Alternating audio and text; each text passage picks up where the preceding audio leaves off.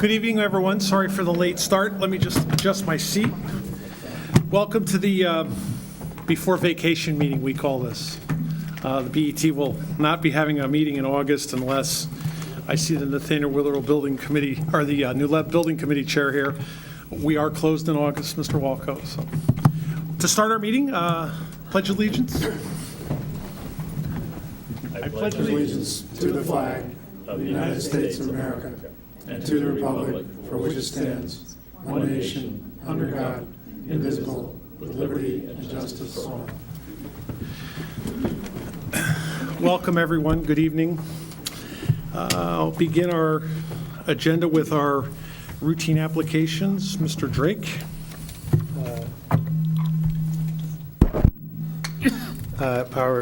We have one routine application. It's HD1 from the Health Department of $500, approval to use a grant.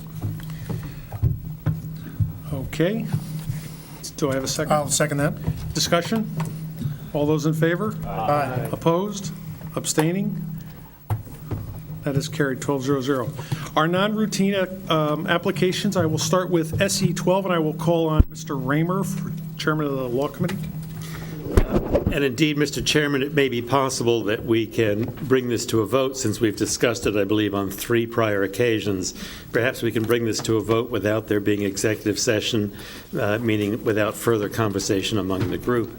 I'd invite at this time, I don't know if it's an appropriate way to behave, Mr. Chairman, or not, but I'd invite at this point, if there's any member who feels that he needs to have further discussion, please speak up. Otherwise, I'm going to propose to the chair that we just bring this item to a vote without executive session. Seeing no one's hands up, I will honor that, and we will proceed to move on this item. Then, Mr. Chairman, I would move the approval of the appropriation of $40,000 in settlement of SE12. And I second that motion. Okay. Further committee reports. Law Committee first, and I believe we've already had your committee last month. And for all the same reasons, I'm not going to offer any further report except to say, as we've already reported, this is within the parameter of the range of settlement that we had already approved, and we had a further conversation with Attorney Ahmad indicating explicitly our approval of this particular sum. Mr. Johnson, on behalf of the Budget Committee. Mr. Chairman, the Budget Committee reviewed this and voted 4-0 to approve and recommend its approval to the full BET. Discussion? All those in favor? Aye. Opposed? Abstaining? So I'm going to show that as 11-1-0. Mr. Goldrick? No abstention. Sean Goldrick was opposed. Opposed? That's all. Okay. That brings us to our next item, Mr. Johnson. Mr. Chairman, I would like to make a motion that we approve NW4, Nathaniel Witherell, $585,000, which is a prior year budget transfer between various accounts. That item has been moved by the Budget Committee. Discussion? Our committee report first, I'm sorry. Mr. Chairman, members of Nathaniel Witherell appeared before the Budget Committee. The Budget Committee reviewed this request, looked at a number of the expenditures and reasons for budget shortfalls within this request. The expenses that were over budget included a number of areas, including overtime and rehab services. Surplus to be used for this $585,000 would be coming out of some of their 700 accounts, which is pension contributions and health care expenses, and a few other line items. I will mention that the Budget Committee was disappointed with yet another request from Nathaniel Witherell from the board and the representatives for more adjustments. We certainly hope that the new CFO, Chris Alexander, and better oversight from the board will lead to better fiscal management in fiscal year 16. The committee voted 4-0 to approve this transfer as a non-routine item. Discussion? All those in favor, signify by saying aye. Aye. Opposed? Abstaining? That motion is carried. That item is carried, 12-0. Mr. Johnson? Mr. Chairman, I move NW1. Excuse me, let me just say up front, the prior motion, NW4, was for a prior year budget transfer, just again, in case people weren't familiar. NW1 is for this current fiscal year 16. So I move that we approve the request of $400,000 use of a steep grant for additional appropriations. Okay. That's moved on behalf of the Budget Committee. Committee report, please. Budget Committee reviewed the use of this grant. As a little background, this originally was a $500,000 steep grant, of which last year in fiscal year 15, we approved $100,000 of expenditures for security purposes within the Nathaniel Witherall facility.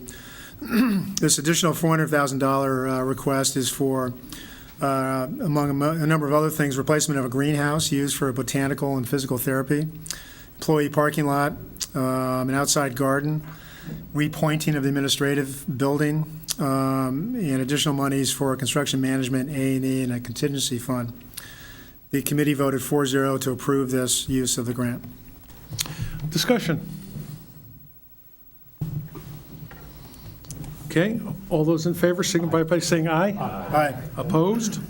Abstaining? That motion is carried, 12-0. That brings us to ED1, Mr. Johnson. Mr. Chairman, I move ED1 from the Board of Education, the release of conditions of $1 million for the new Lebanon School construction project. That's on behalf of the Budget Committee, so that won't need a second. Committee report. Members of the Board of Ed and some environmental consultants, as well as members of the New Lebanon Building Committee, appear before the Budget Committee. I will say at first we are interested in establishing more of the understanding the process to be used for this and future release of conditions and funds for the planning and construction of the new school as the new school proceeds. We did establish that the New Lebanon Building Committee will be the applicant for these different items. They will appear before the BET and look for a release of funds that will go through the Board of Ed. The specific conditions we addressed for this first release of $1 million included review of environmental tests to date for Site D, as recommended by the Board of Selectmen and the Board of Ed. Within that site, we do understand, they relate to us that they have found 2 oil tanks, as well as soil tests appear to be okay for now of the testing that they've done. We reviewed and discussed surveys as to ownership, rights of way, et cetera, for the different for the parcel D. We confirmed that Site D is the building location. We also confirmed that the MI has been referred by the Board of Selectmen. And also another condition was that there has been establishment of the building committee. We did review the next steps for the A&E, including the RFP process that the New Lebanon Building Committee will follow. And we did have a brief discussion, and we showed our concern that we really want to understand how the project management is going to be held with this project. Hopefully, learning from past school building projects will help and assist. And when I refer to project management, that includes different processes such as owner's rep, construction management, construction manager, and possibly to consider a general contractor. The committee voted 4-0 to recommend to the full BET that we approve the release of conditions for this $1 million. Mr. Chairman. Discussion on that, Ms. Kiernan? Thank you, Mr. Chairman. I just wanted to layer on a few items to Mr. Johnson's report in terms of what the other representations that were made to us at the Budget Committee. And I would just add that there was also discussion of the remediation of the ball field. We heard from Langen, the consultants, that we need to either remediate or get a plan to DEEP. The time frame is typically 90 days, and what I heard was that we have 55 days left to go, and there still has to be complete site characterization done of the ball field. I think we also heard an estimate, which we had asked for within our subject to release conditions, that quantifies what the remediation is, at least today, from what we know on that ball field, and we heard from Ron Matten that's about $100,000. And we also, just to take your point about Site D a little further, I believe we heard that there is unlikely to be contamination on Site D given the Phase 1 results and the limited Phase 2 borings that they have done on that site. And I guess I'd finally note that we really didn't hear of any other regulatory or legal issues, which I know was a concern for all of us on the BET before we released these funds. So thank you, Mr. Chairman. Thank you. Mr. Drake? Yeah, the community has chosen to meet the ed spec by building a school at the present site with a gym and some classrooms in the adjacent ravine, and this makes an L-shaped school. By renovating some part of the present school and building the same addition in the ravine, the same spec can be fully met with a savings of $9.6 million, according to the architect's preliminary figures. These A&E funds today should be released so that we can move promptly to build an excellent school. But common sense indicates that the renovation alternative should be examined, and the $9.6 million should not be preemptively discarded at this stage. We may find that this is the alternative that builds a great school, serves the taxpayer best, and allows us to continue to have the best school facilities in our town by properly funding the other $10 to $12 million a year in school capital. You know, when soft costs are included, this project may cost $40 million, making it one of, if not the largest project in the town ever. Proper governance would allow the BET to have a choice of options in this case. If we're confronted with only the choice between a $40 million school or canceling the school, then we have no power to decide and no influence, since the second alternative can't be chosen. You know, our duty to make decisions would be nullified, and our duty to manage the finances would be nullified.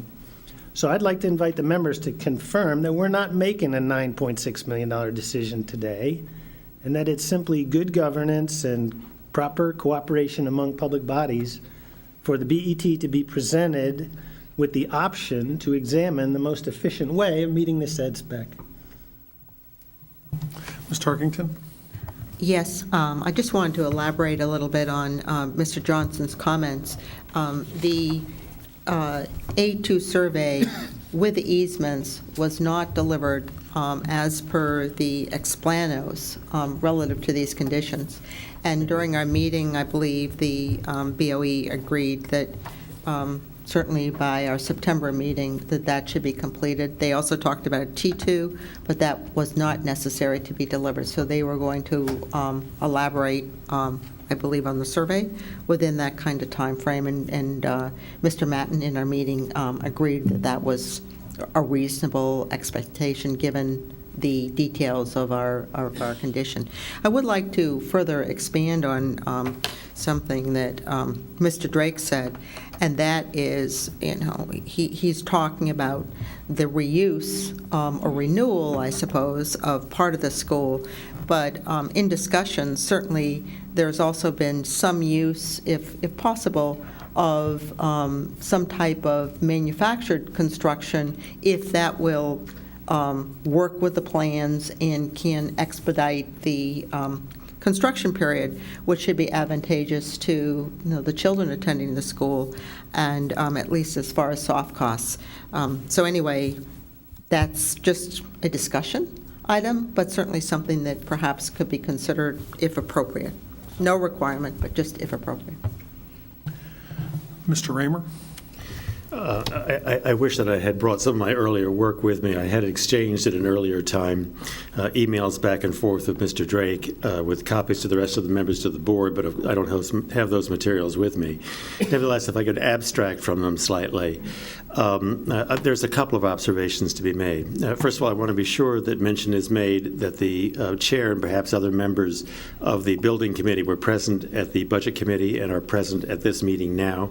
The usual hard-working work that I know that we get from Mr. Wolko, I'm sure that all options will be thoroughly thought through and discussed with the architect. It is worth mentioning in passing that I had the privilege to serve along with Mr. Drake, on the feasibility committee. And there was some discussion of reuse of the existing building with the architect, Peter Gazzolfi and Associates. And their principal representative, Michael Tribe, had reflected to us his somewhat marginal view of the quality of construction of the existing building. And thus, although I'm not an architect or an engineer, I think one would like to be careful about economies that are reached by continuing in use a rather poorly constructed 1970s building.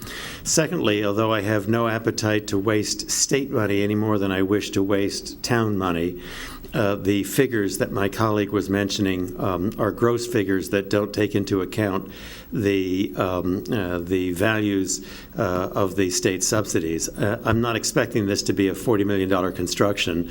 We're a long way away from having good estimates on construction, but all the indications seem to be that even at the most expensive approach of all the options available to us, we're probably talking more in the nature of a $34 million building, of which with a so-called 80% subsidy, the subsidies don't actually come to 80% when you get all done, but the subsidies do probably come to about 70% or 68% or a number of that order of magnitude.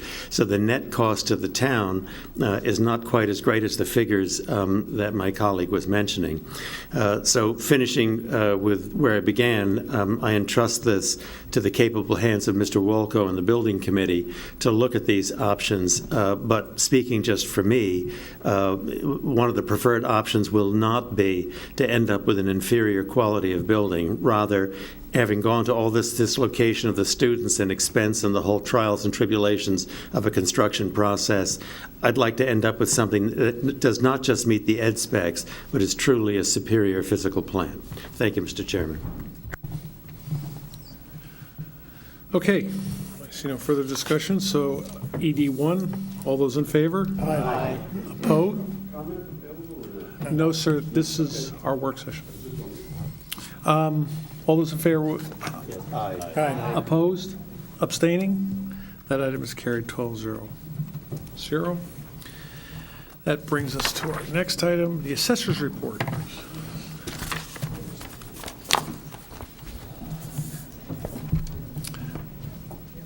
Welcome. Good evening. Good evening. Good evening, Mr. Chairman, fellow members of the BET. I'd like to present the assessor's report for July 2015. First of all, the week of June 22nd, tax bills were sent out. Currently, our office is up to date making any adjustments to tax bills as needed. And once July ends, we shall be focused solely on the 2015 grand list and the revaluation. As to the revaluation, we are currently out there, our contractors are currently out there doing residential review. We are also reviewing some of their preliminary values. We do have some values presented to us already. Over the next few weeks, I'm sure we will be getting the majority of these values. If any issues arise, and we may hear that there are some people out there walking around measuring and listing, we are measuring and listing any properties that need some inspection that we found some discrepancies. So even though this is not a full measure and list, we are addressing some issues where... Excuse me, Laura. Yeah. And would you do me a favor and close those doors, please? It was getting a little hard to follow there. Thanks very much. Sorry, but he's right. Yeah.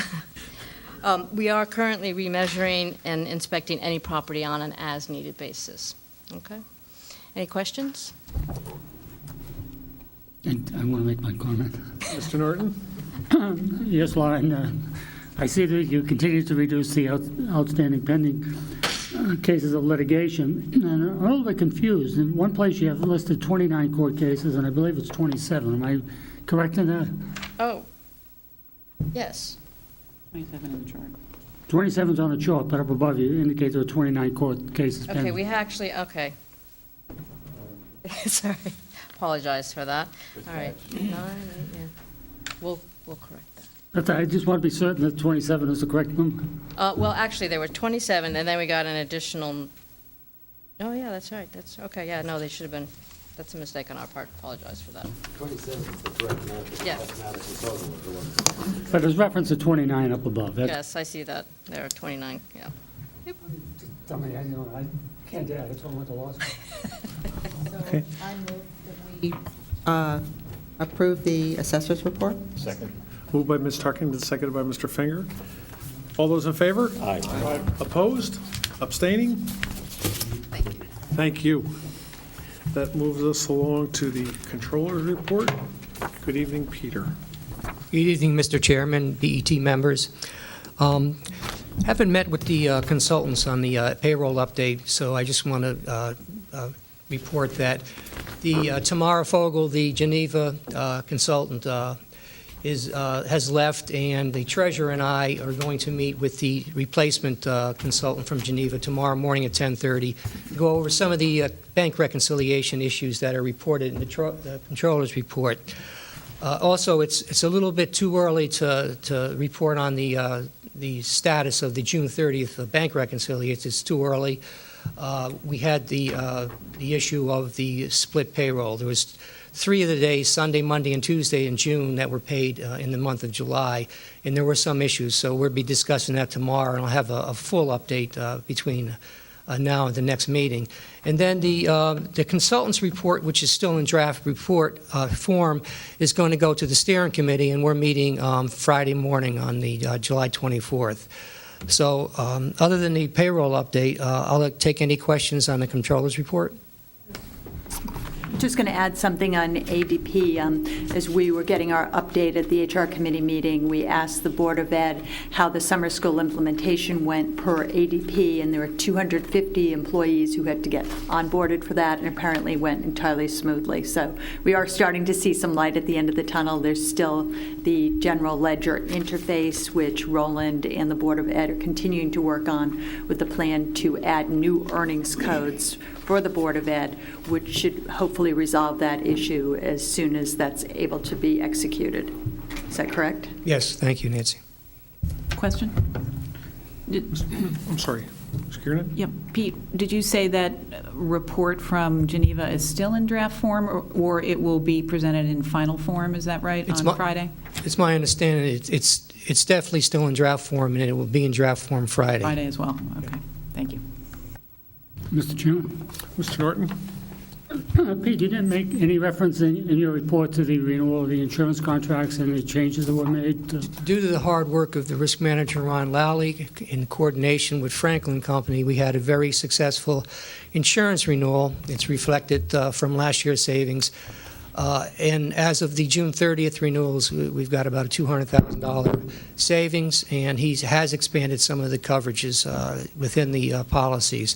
We still have the September 30th renewals, but again, we had a very successful year. And we have bought back some of the deductibles that we had, especially in the flood insurance area. Correct. We took some of that surplus and expanded some of the coverages. Ms. Tarkington, followed by Mr. Raymer. Yes, Mr. Minarski, I have a couple of questions really relative to the retirement board and then the retirement system, and they really kind of relate to something we'll be covering later, but there's information here. One of the comments here is that one of the retirement board trustees had to recuse himself from the interview process because of a business relationship with one of the finalists, and we're talking about the selection of the new advisor. Can you just share with us who that person who recused himself was? It was Kevin Coyner, the fireman, who had a business relationship with one of the Morgan Stanley people that actually, in the Connecticut office, that bid on the job. He recused himself, and 4 of us interviewed the other candidate and voted on it without Kevin. Thank you. And then my other question is on your report on page 7. You state that the treasurer coordinated several capital calls and cash distributions with the custodian, and you're talking about the retirement system. Were any of those capital calls we'll call it a recall of either capital returned interest or dividends, or were they all new calls of capital? I don't remember specifically which ones they were. It was 400,000 of new calls that's referenced in there. And she used that to offset some of the, we transferred the 21.6 gross figure. It was a net number for the annual required contribution, which we're all familiar with through the budget process. So that it was new calls, and 400,000 of that was, and we netted that among others for the transfer today to the retirement. So the flash report is going to reflect, as of the August 31st, plus or minus good or bad results, an additional $20 million. Thank you. Mr. Raymer? Mr. Marinarski, if you have a copy of your report, could I ask you to look at page 5 for just a second? Okay. In the figures on our CD deposits, in the far right column is FDIC CD benchmark. I'm not sure if I know exactly what it is. What is the FDIC benchmark? It's the Northern Capital Securities. It's just simply a benchmark that she commonly uses. It's been in there for years. And Okay. she benchmarks the banks that we use where we have deposits, which are reflected in the Treasury report coming up, against this Northern Capital Securities. So the benchmarks are commonly paid interest for CDs of those maturities of banks in the region, is that it? Correct for that. So why then are we depositing with Webster Bank, for example, on the 90-day CDs at 17%, when the benchmark is slightly more than twice as high, not 17%, but 0.17%, when the benchmark is twice as high at 0.35%, and similarly, but a little less dramatically for the others. But on each of them, for those two lines anyway, the benchmarks are substantially, although abysmally low, they're substantially higher than the interest that we're deriving. Well, one of the initiatives we're trying to get through is some of these investments we don't currently have on our cash resolution, which is passed by the BET. We can only go into banks that have been okayed by the BET. We're in the process, and it's going to come in the next month, of expanding not only the banks that we invest in, this has already been passed by the Investment Advisory Committee, but the term of the CDs, so that when we come to you in September, and if you give us the okay, we're going to be going into different banks that have much higher rates. Okay. And it's referenced in the cash management section, that laddering of CDs with longer terms in different banks. Thank you. I look forward to that. Mr. Blankley? Pete, could you just remind me why on page 8, the Parsonage Cottage loan modification project, that the financials under review are 12/31/13 and not 12/31/14? This is a very long answer. I'll try to make very short. 2 years ago in September, in the Cone Room, the BET Budget Committee met with the Housing Authority over the Parsonage Cottage loan forgiveness, which turned into a modification of the loan. There's 2 existing loans that we collect from the Parsonage Cottage. We've been trying to get information from them for a year and a half. The original request started with, they were current with 11, 12, and 13. And because of the amount of time that went by, the year 14 slipped in. Their year end, for example, 15 is not available. So there was a timing difference between the year 14, and we had been requesting this information for a year and a half. So we didn't bring it current, and we decided to stick with 11, 12, 13. That's the only reason why it doesn't reflect more current years. 15 is not available, and 14, when we requested this information, wasn't available. I think you all recall that meeting about 2 years ago? But presumably it is available now. Forget it. Yes, but we've already engaged the auditors to get these particular years. And we can get them financials from the Housing Authority. It's just that it wasn't in the scope of the original engagement letter. Ms. Kieran? If I can just add to that, John, another very relevant or even more relevant question would be why go back to 2011? As you may recall, this was a low-income housing tax credit partnership that was created in the mid-'90s, and the tax credit equity partners left in 2012. So we wanted to see a full year prior to that. We wanted to see the year they left, and we wanted to see a full year at least after that, at least at the time we were making information requests from the Housing Authority. I had no quibble with the earlier date. It was the later date that concerned me. Well, if it's well known that we've had a lot of difficulty getting all of the information that we've requested, and I think that at some point we'll certainly be looking at 14. But we're deep in other information requests still at this time. And just to follow up on your question and Mary Lee's response and mine, in the original lease of 1995, they are supposed to supply that information anyway annually.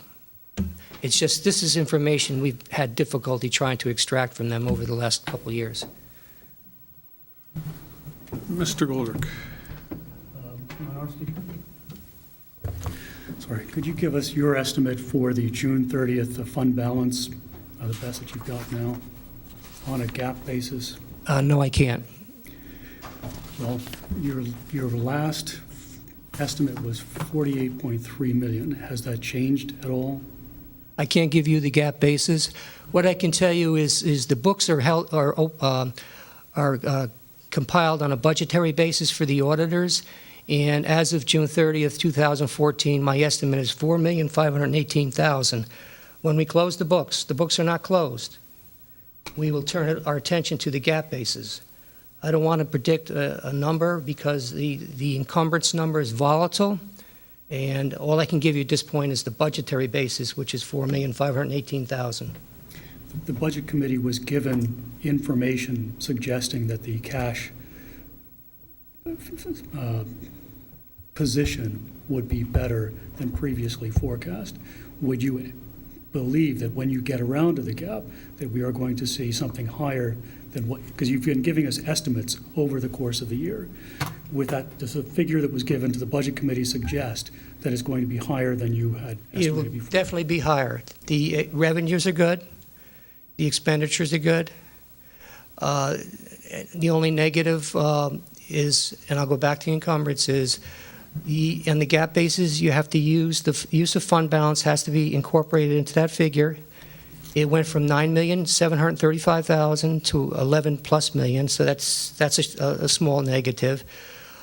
Again, I really don't want to go out on a limb because the main difference between the budgetary basis and the GAAP basis is the encumbrances, and I don't have any feel for it right now. I could just tell you that it's definitely going to be better, and it's probably the operating surplus on the budgetary basis was about $4.5 million, so it should be at least that or better, if that helps you. Thank you. Mr. Rimmer. Through you, Mr. Chairman, to Ms. Kieran, if I can. I'd just like to revisit the question with Parsonage and the year-end 2014 figures, Mary Lee. I can't help but have an intuitive response that while we have the auditors there and while we're already engaged in this conversation with the Housing Authority, that I feel like we should be updating our request to include the year-end 2014 figures and update our retainer letter with McGladrey so that we have a fee with them that includes their review of those figures, rather than have a situation in which when we get all done reviewing and auditing the figures for 11, 12, and 13, that then we have to start to initiate a fresh request to the Housing Authority and bring McGladrey back in on a separate operation to look at the 14 figures. But I suppose the question is, how relevant would the 14 figures be? And I don't have a sense of that. That's really why I'm asking you the question. What's your feeling about that? Well, we don't have to pay McGladrey anything to get those figures. Though, as Mr. Minarski has just said, that is a requirement under the 1995 documents that they deliver those audits to the controller every year, both for the limited partnership and the general partner, the Town Hall Annex Corporation. So if they haven't been delivered yet under those agreements, we will certainly be asking for them. That is one of many, many, many documents that we're trying to obtain from them in order to do the diligence that is required for the refinancing that we're proposing. I hope that is helpful to you. Yep. Only as a follow-up, Mr. Chairman, if you don't mind, then, Mr. Benarski, is it correct then that that we've requested them, or is it appropriate for us to remind the Housing Authority that they have that obligation and that we're expanding the existing request to include year-end 14? Let me clarify a little bit. Them state, we didn't ask for them. They are normally available. I could probably go on their website and get them now. It's not part of the audit, the scope of the audit. Attached to this is just a small request to look at 11, 12, and 13. There's 3 pages with 8 additional requests of certain items that are more important than looking at these particular years. The problem we had was they were supplying these financials on a blended set of records. In other words, the entities were all under one audit. What we've gotten since then is the Parsonage Cottage Town Hall Annex Corporation separated. So I don't believe I have any issue in getting 14 unwound. Thank you. And there is an additional cost if we want to do something that I can do instead of the McGladrey. Thank you. Can I get a motion that the controller's report be accepted? So moved. All those in favor? Aye. Opposed? Abstaining? That is carried. Treasury report's an issue. Next, Treasurer's report, item number 5. Move to accept. The town has no money. Okay, Mr. Norton, do you have a... Move to accept. I have a motion to accept the Treasurer's report? Mr. Chairman, the Treasury report, as it was disseminated, doesn't have any figures.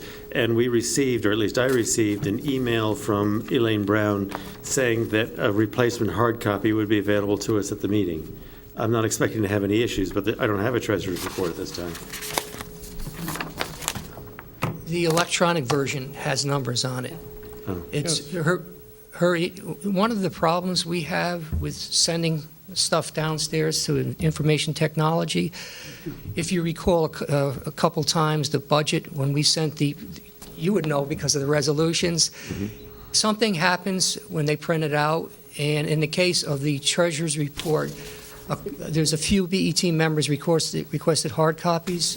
That report did not print out. It was flawed, cryptically flawed. I didn't look back at the electronic copy. The electronic copy has the figures. It's clean. And I do have a couple if anybody wants the hard copy. Thank you.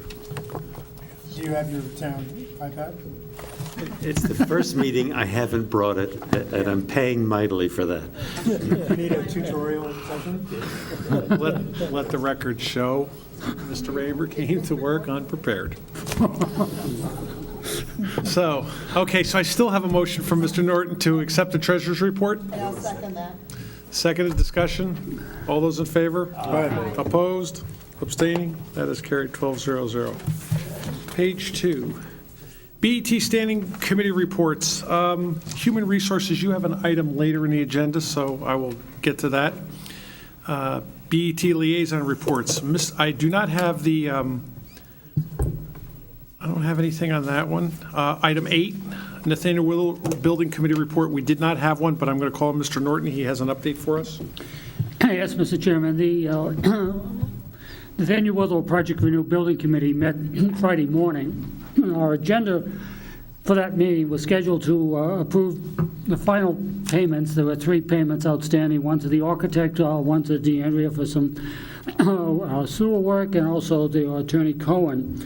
And those bills were recommended to be paid. We were going to disband the committee. However, it was brought to our attention that there are potential efficiency energy rebates that are available from Northeast Utilities, which I guess is now Eversource.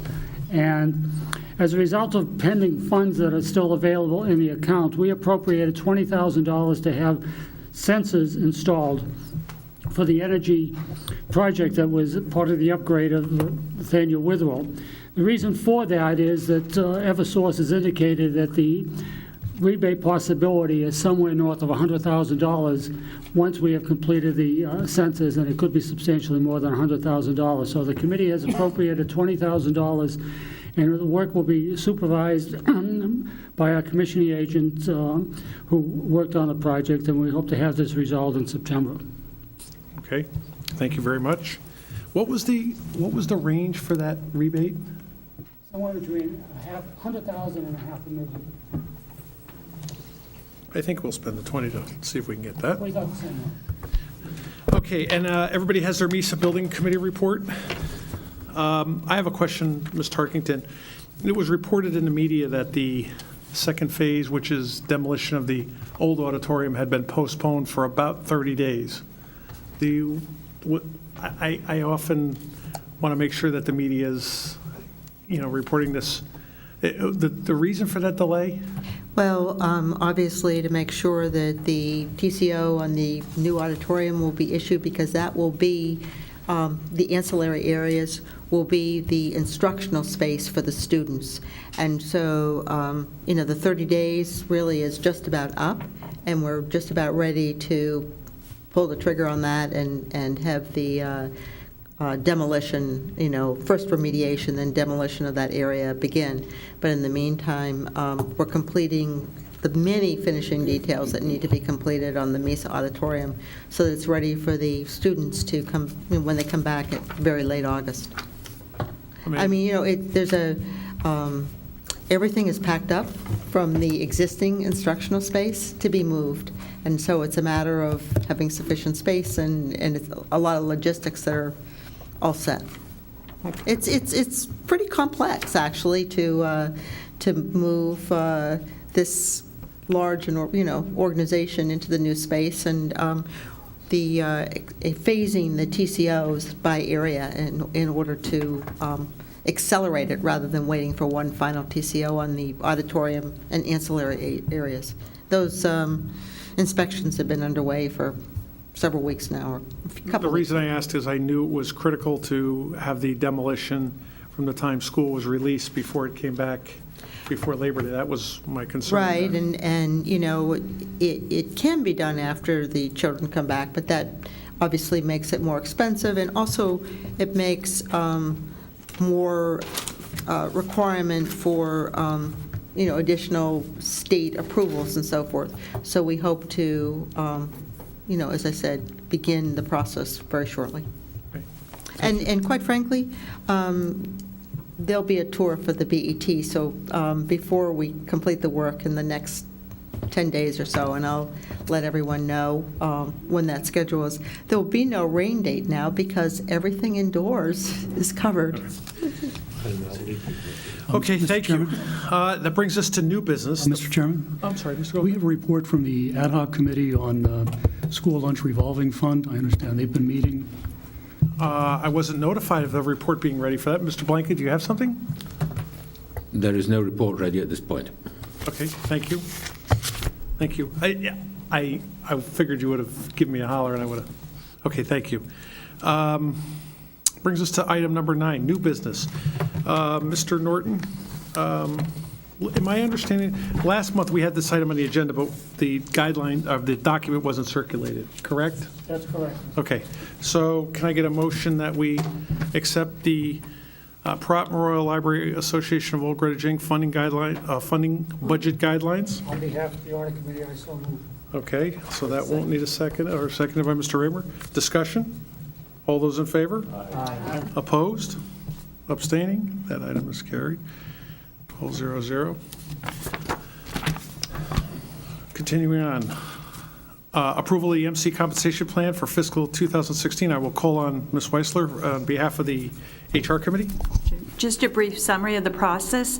As part of its approval for the 2016 budget, the BET approved a compensation plan for M&C employees. This plan provided for a base increase for competent employees of 1.5%, an extra 0.5 percentage point for excellent performance, and a full 1%, or for a total of 2.5% for exceptional performance. The HR department has received the M&C reviews and thought that they were done fairly and efficiently. The results and the salary recommendations were presented to the HR committee at its July meeting. The weighted average salary increase for M&C employees this year was 2.4%, which was consistent with the guidelines passed by the BET, with 87% of them receiving the 2.5% increase, and the remainder either 1.5% or 2%. The HR committee voted 3-0 to recommend approval of the M&C salaries for fiscal 16. And I'd like to move the following resolution.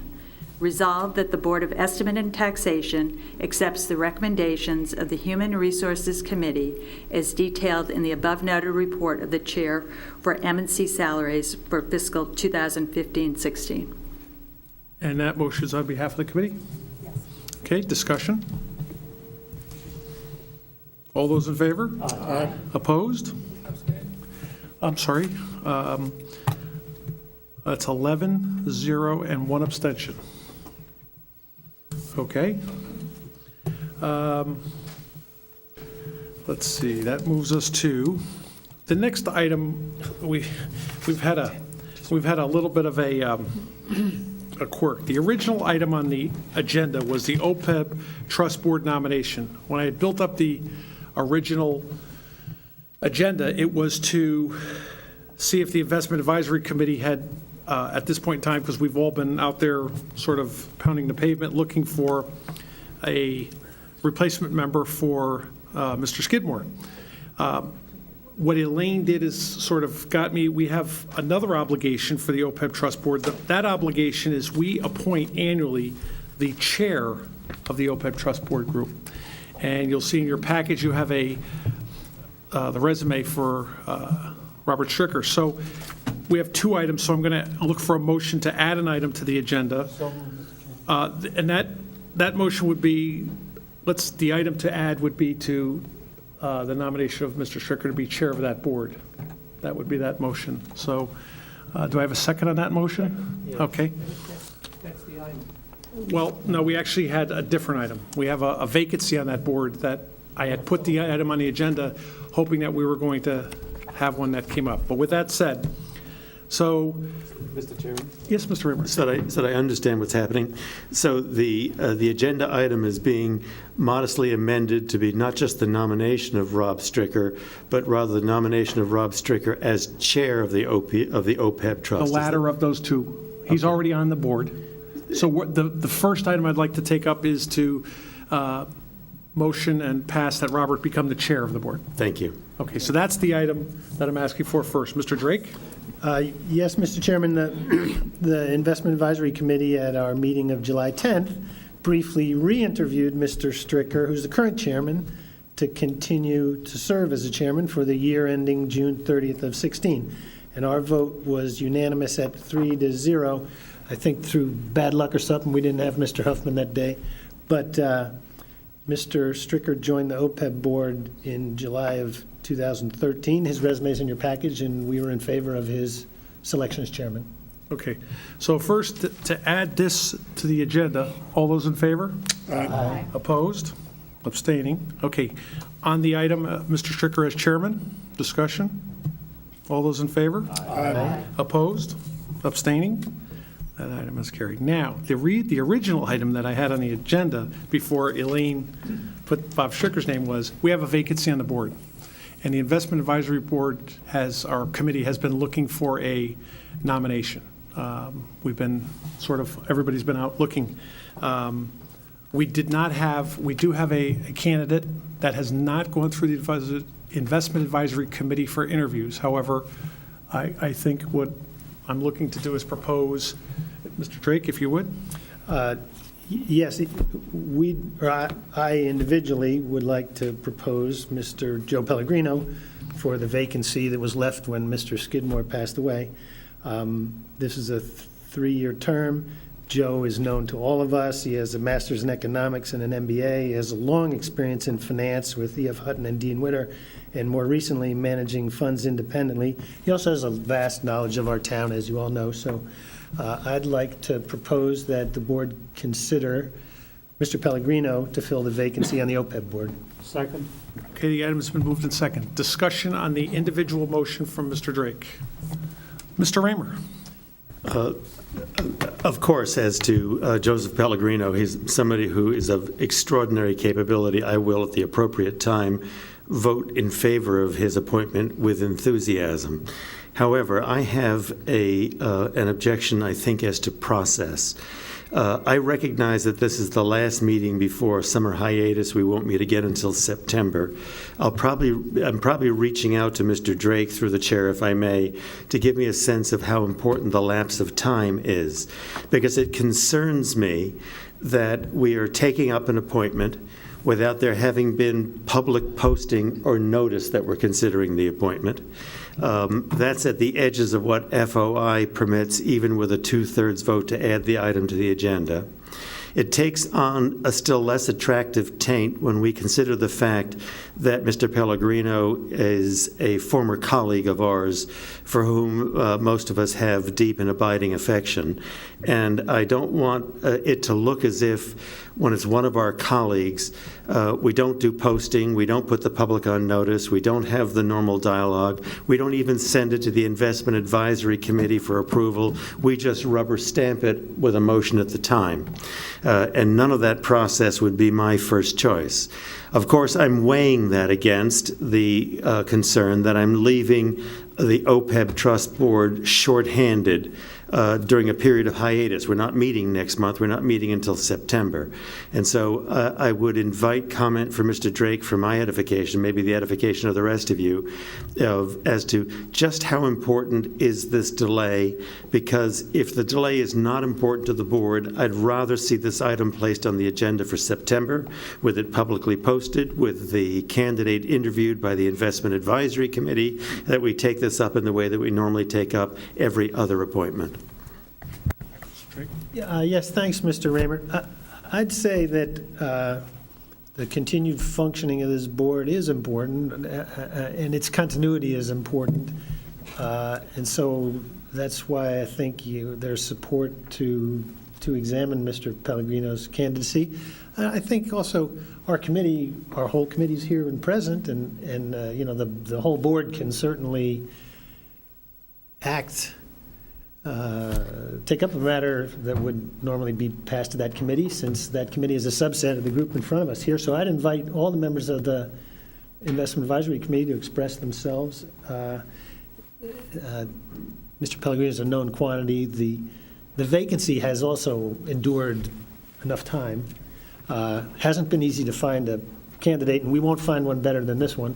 So I'd invite the comments of others. So one second, if I may, Ms. Tarkington, I'll put you down as a speaker. So let's back up for a minute, because as normal, Mr. Raymer is right on point. However, in this case, let's look at our agenda tonight. For the first time, we are coming up with what I'm going to call the second read of our OPEB draft. We've never had a firm policy on funding OPEB. So the BET, we started that in the budget process, so we're doing that. In this case, we've also had a position that's been certainly known that needed to be filled for more than 4 months. And every member here has had the charge of trying to solicit and find a qualified candidate to fill that position, and we haven't done that. So I think the critical area, we're not stepping away from policy versus September, is I think now is the time, if we want a full OPEB representation, hopefully a new policy and funding the OPEB going forward, because obviously, as we talk about other items tonight, OPEB is a big liability of the town. So when I talk about urgency, this is a board that's been performing very well. Their track record has been outstanding, and I think we want to keep that going, give them a new policy, and give them a full board to work with. That was my thought when I brought this. And quite frankly, one of our members even said that to me in the hall, and my answer is, you're correct, but it's not just our hiatus, it's the question of this OPEB board, when the policy hits, that's going to have an impact on our funding for our budget. As you know, we did that last year at the end of the budget. We fully funded the ARC rather than what we had been doing. So from that perspective, that's sort of where I changed the urgency a little bit, just speaking for myself. Ms. Tarkington, Mr. Raymer? Yes, either Mr. Chairman or through you to Mr. Drake, I have two sort of related questions. Are we filling out a term, and if so, when is the end of that term? And what is the term of a board member in terms of the OPEB trust if it's a full term? A term is 3 years, and I think if you give me a minute, my iPad will tell me the answer to when Skidmore's ended. It was June 30th. Peter should know. Let me help out a little bit. Mr. Skidmore's term ended June 30th. Yes. So this would be a new term. And to Mr. Raymer's point, the OPEB board is not meeting again until October. So if you hire Joe tonight, he's not going to, unless he wants to come in and be brought up to speed by the finance department, they're not going to meet again for a couple of months. I can address So there's no urgency to do this today. They can But do my it in point September. is, they're going to have a new policy where they didn't have that in the past, so that's going to be giving them more assets to work with. Per the trust agreement, the responsibilities of the OPEB trust members is the investment of the funds, Right. not the administration of the OPEB. But they're going to have more. I can address that. Mr. Raymer, then Mr. Norton. Thank you, Mr. Minarski. All the things that were said are exactly correct, and yet, however remote the possibility, there is yet nevertheless a possibility that some member of the public out there has great grievance to air with Mr. Pellegrino, and we've thwarted that by doing an appointment without a public posting. Given the fact that we'll be meeting again in September, given the fact that the OPEB Trust Board won't be meeting again until October, and thus Mr. Pellegrino would not have been called upon to do anything until after we meet next, it will be my preference, and indeed I'll make the motion at the appropriate time, that we continue this matter to our September meeting, at which time it should be publicly posted, and at which time the Investment Advisory Committee should have interviewed Mr. Pellegrino in the ordinary way. And I will look forward to voting vigorously and enthusiastically in favor of Mr. Pellegrino at that time. Mr. Norton? Yes, Mr. Chairman. As I think most of us realize, the investment business is a vibrant business which is under constant change and flux.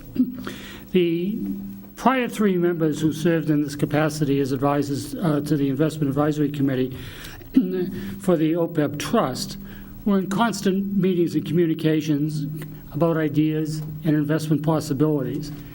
That has continued and will continue, and the benefit that they do get by adding Joe to that discussion is the three of them are able to have discussions, and they all come with three different perspectives. I mean, those of us who are in the investment business and investment world, we have different points of view, we have different styles and different strategies, and I think that the three individuals working, or the other two individuals who are Bill Ferdinand and Rob Stricker, be able to work with Joe Pellegrino for the summer and have informal meetings is to the benefit of the OPEB Trust and subsequently to the benefit of the BET and to the town of Greenwich. Okay. Mr. Raymer, your motion? I would like to move at this Excuse me, time. Mr. Chairman, I think we're still doing discussion. I didn't see anybody else's hand up. Did you want to speak on this? Okay, Mr. Goldrick, followed by Ms. Weissler. Actually, Ms. Weissler had her hand up first. I me guess too, Mr. I Chairman. would just echo, I think what Mr. Norton just said, given the potential for volatility, whether it's what's happening in Europe or whatever, I think would be beneficial to the town to have somebody engaged sooner rather than later who would be able to make the transition as well as to be able to be responsive in the event of some hopefully unforeseen financial crisis at this point. Mr. Goldrick's next, and followed by Mr. Blakely. I would echo Mr. Raymer's original remarks. This notification came to us early this evening. It was not brought up, my understanding was, before the Investment Advisory Committee, whose meeting itself was called at short notice on a Friday morning, and I had given up looking for the posting of that meeting on Wednesday, so I would have liked to have attended. So we don't know if, I take it there are no other candidates, which surprises me in the town of Greenwich that we can't find someone to give up 4 mornings per year on this. And just the way that this is a $23 million fund, which is small as far as portfolio management goes, but we're telling the public we couldn't find anyone else except for a longtime member of this board. And I would echo Mr. Raymer's suggestion that we let this go through the normal process, at which time I would not be as enthusiastic a backer of this particular nominee. I would also say I'm kind of surprised he was put his name forward, having expressed support for dissolving the Greenwich Pension Fund in the past, that he would want to be involved with managing this OPEB trust going forward. That kind of, I find that unusual. Mr. Blankley? I think finding volunteers for boards in this town is not quite as easy as some people imagine. We spent 2 months racking our brains trying to come up with names that have been suggested, and it hasn't worked. I understand perfectly Mr. Raymer's objections, but for me it's a little bit of form over substance. I believe we have an excellent fund manager prospect here, and on balance, I will, as a member of the Investment Advisory Committee, and I made these points to Mr. Drake earlier, I will be supporting this motion. So, Mr. Clarification? Oh, Mr. Kiernan? Can I just understand again, Mr. Drake's motion was to nominate Joe Pellegrino. Did we miss a step here? Should we have added this topic to the agenda first? I didn't hear that motion. We added or modified an agenda item on This was the Stricker. original item. The Stricker was added in for the chairman. This was the original item, a vacant position on the board. Without a name. Right. So what happens is, when we added the other item, we made a formal vote to add the Stricker item. So this item was on there. I'm sorry, the agenda came out with the name Stricker on it, so that item was there already. Correct. And that's the one I asked for a modification to remove the Stricker and make that a separate item. Yeah, so the way I understood the motion that I voted on was a modification of an existing agenda item to make Bob Stricker chairman. To add an item. Okay, and so, Make him chairman. but we should have another motion to add an item to nominate Joe Pellegrino, So if that is what is if I'm desired. reading the third bullet and you take off the Stricker part, which is what we added an item for the Stricker, it says OPEB Trust Board nomination. So because the Investment Advisory Committee had not come up with one till our meeting now, that's why Mr. Drake made a motion as an individual to nominate someone for that. Respectfully, that's not what I voted on. I voted on what Mr. Raymer had enunciated was the motion, which was to modify an existing agenda item, which would then require an additional motion to add an item to nominate Joe Pellegrino. Ken, do you have that? I guess I didn't understand what he was expressing it. So, Right. The motion was to add an item add an item, yes. to make the chairman for Mr. Stricker. Which makes, if I could continue, which really makes Mr. Raymer's point. Is this a valid time to be adding this item or not? And I would interject as well, we could add an item which would just be a first read, and to my way of thinking, solve this problem. Make this the first read of his resume and his application, let it go through the normal course of business, and then let's vote on it in September. Well, Mr. Raymer, what's your motion? I'm sorry, Mr. Huffman? And then I want to get back to Mr. Raymer because he had a motion. I'm a patient man. Mr. Huffman? Yes, I just wanted to say that I concur with Mr. Raymer's original motion, and I think that the concerns that he expressed are ones that I and others share as to the appropriate timing. Okay. Mr. Raymer? I wonder if before making the motion, if I might ask through you, Mr. Chairman, Mr. Norton, a question. In the earlier comments from Mr. Norton, he created the inference that there would be a succession of informal meetings, I think was his expression, a series of informal meetings across the summer. I'd like to ask Mr. Norton, first of all, how many such informal meetings there were over, let's say, the last 2 months? And secondly, whether or not any informal meetings have been scheduled that he knows of for the summer. Because if there were no informal meetings over the last 2 months and none are expected, I don't think the need for an appointee for these informal meetings, I don't think that case has yet been made. But I'd like to know the answer to that question before I couch my motion. I think the answer to the question, an informal meeting by design is not one that is scheduled. Informal meetings are those in which the members of this trust, when there were 3 of them, would discuss specific and daily items that take place in the investment world, because it's a constantly changing world, which is a 7 or 5 day a week, sometimes 6 day a week business operates on a 24-hour cycle. As the U.S. markets are opening, markets in Asia have closed. They've also opened in Europe, so that there's a constant dynamic that takes place in the investment world. And I know for a fact that the 3 former members would continually discuss situations that are occurring in the investment world. And I think that situation will continue. I believe it will, because of the professionalism of those involved. And it would certainly be to our benefit to have Joe be able to discuss with them the topics that they may be considering. Through you, Mr. Chairman, when was the last time they met? If you know, Mr. Norton, when was the last time they met? July 10th. July 10th. And when was the last time before that they met? Matter for your April agenda 29th. calendar. April 29th. They meet quarterly. They meet quarterly. Scheduled. And the next meeting is October. All right, I would couch my motion now, if I may. I would like to move that the appointment of Mr. Pellegrino be continued specifically to the September meeting by my asking that it be for a specific date. As I understand Robert's rules, it has the effect it is therefore mandatorily placed on the agenda for that meeting, and I think that's an appropriate way to handle this item. I would hope that the Investment Advisory Committee would take an opportunity to interview him in a formal way before that meeting and make its recommendations to the board. Second. Discussion on the motion. Mr. Chairman? Mr. Goldrick, on the motion to move the item to our September scheduled meeting, which I'll have the date if you need it in a second. 24th. September 24th. I think that's not only wise, but required, because I agree with Ms. Kiernan that this appointment is actually not on the agenda tonight.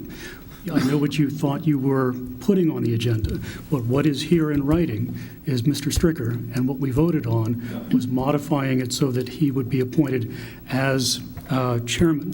But Mr. Pellegrino was not publicly noticed, he's not on the agenda, and I think for other reasons it makes sense to do this a bit later. But I still will stand that we added the item for Mr. Stricker's nomination to be chair of the board. So, and the minutes will have to reflect that. Okay, on the motion, all those in favor? Aye.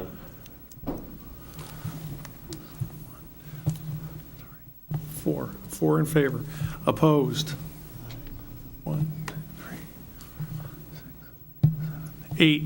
That motion has failed.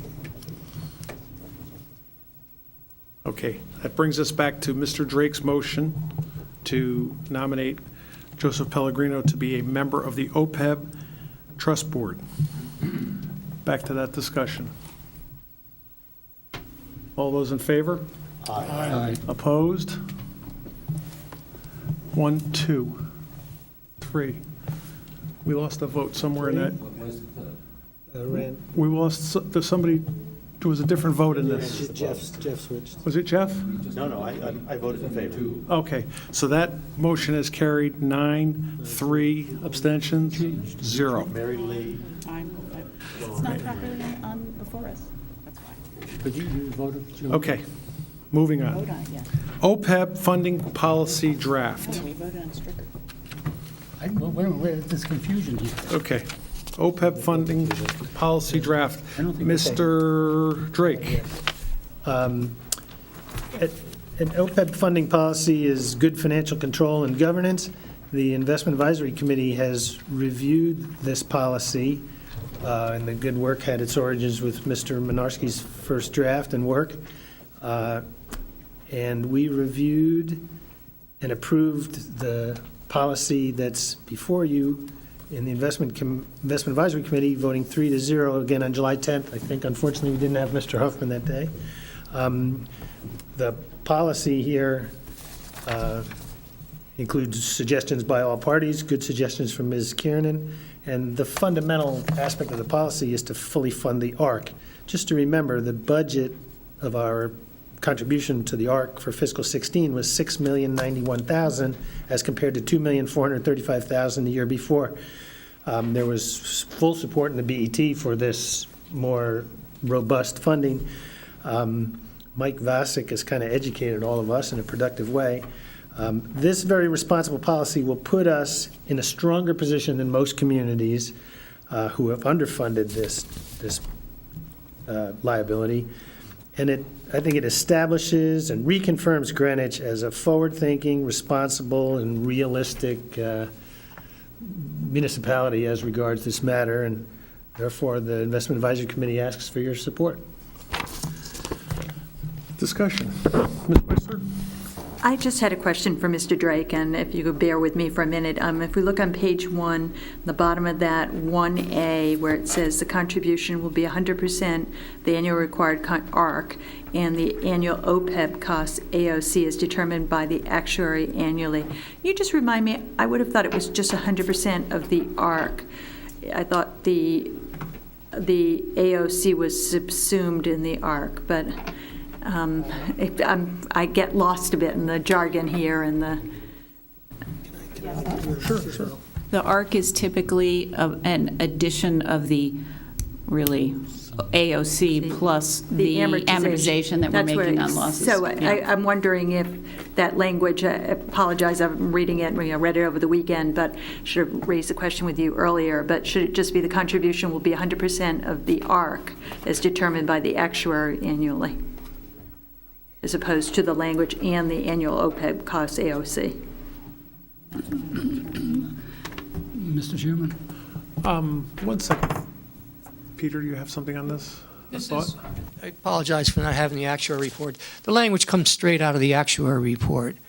And if you feel uncomfortable with both of them, they both produce the same number, but it comes from the language of the actuary report. You can delete the reference to the AOC if you want, if you feel more comfortable.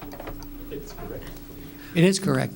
It's just usually when we talk about we always only reference the annual required contribution. That's what I thought, and I was just raising it. It seemed like it was almost additive if you read it technically. Mr. Norton?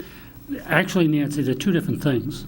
The annual cost, you could have an annual cost without an ARC. Okay. Yep. Correct, because you're paying the cost of the existing participants, and there may be no, which may fund itself, and there may be no ARC needed at that point. So I think the language is correct. Okay, all right, that's a question. I just wanted, if you had the annual cost, it's not always embedded in the ARC. It is always embedded in the ARC, but you could have an annual cost, and that's all you would have. But then in which case it would just be the ARC? Well, no, it would be just consider the annual cost. Okay, all right, I defer to the experts. I wanted to raise that question.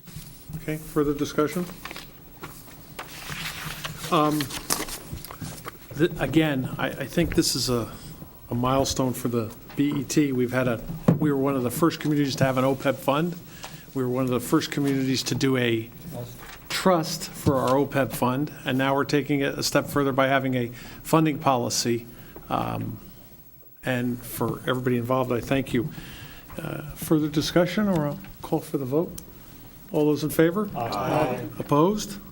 Abstaining? That has carried. Next item, approval of the GMO Emerging Domestic Opportunities Fund, $10 million. I'm going to call on Mr. Drake. These next two items probably deserve to go together as a discussion, although they can be voted separately. Both the GMO Emerging Domestic Opportunities Fund of an investment of $10 million and the Alliance GI Emerging Markets Fund of $7 million represent a diversification into some fast-growing equity markets. Presently, the retirement fund has $25 million in one fund that handles emerging markets, and the retirement board's view was that that performance could be improved.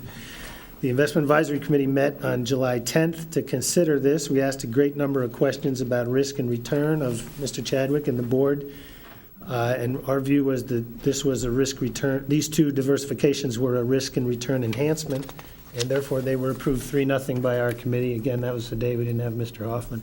Huffman, but we have Mr. Chadwick in front of us, who I think we'd like to invite for further elucidation. Okay. Pardon me? We do have one more committee report. We do have one more committee report, just for 1 second. I think our law committee took these two items up. Thank you. Yes, and I can make it quick. The law committee looked, are we reporting on both together then, Mr. Chairman? Is that what we're doing? If your pleasure, if there's something different, or if perfectly willing to do so.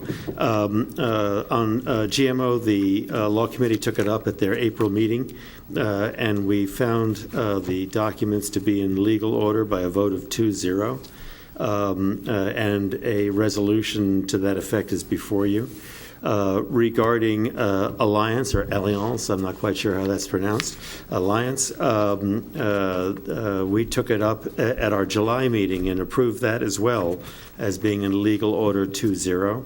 As properly pointed out in recent emails by Mrs. Tarkington, I'm less satisfied with the resolution that is set forth there, not just because it failed to reflect the up to and including $7 million dollar amount of the investment, but the resolution itself fails to mention that we're approving an investment by the retirement board, and it fails to mention the name of the investment.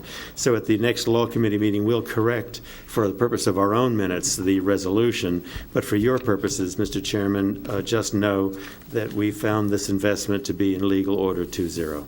Thank you. Thank you. No other committees, right? Mr. Chadwick, good evening. Good evening. Mr. Drake was correct that you should look at these two investments as pretty much the same thing. In the history of emerging markets, let's say certainly over the last 15 years, and the love affair that people have periodically had with them, it was really based on the fact that emerging markets were providing materials for the world's expansion, and whether that could be anything from iron ore to I guess anything you could practically take out of the ground, copper, silver, and so forth. I think that that's become an old game now. The world is frankly awash in commodities, and commodity prices are scraping along at pretty low levels. So we thought that we would take this approach and look at the emerging markets in a different light, and that is that within these markets there are a group of people who are steadily having more and more money and money to spend, and they are spending it. And so we just thought that looking for emerging market managers who would instead of focusing on commodities, would focus on consumers.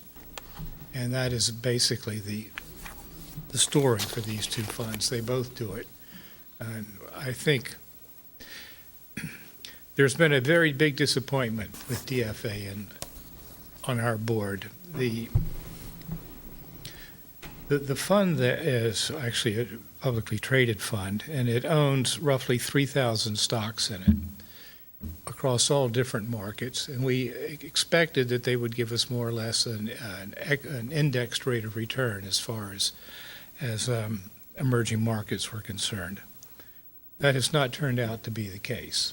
They have underperformed that index, and they've underperformed it badly, and they've underperformed it consistently. So I think it's time that we cut bait with them, and I will make a recommendation next Thursday at our board meeting that we could take all the money away from DFA, and that'll give us an extra $7 million, which I frankly see as the money to cover the gap between the town's payments to the pension plan this year and the benefits that we're going to have to pay out. Discussion, questions? Mr. Goldberg? Mr. Chadwick, is it correct that the fees on the GMO fund are have an 80 basis point front-end load, an 80 basis point back-end load, and just over a 1% annual expense fee, or have we gotten into another class of shares here? To my knowledge, we have not gotten into another class. Those are the fees. Is there some reason why our institutional portfolio should be paying a front-end load on this or any fund?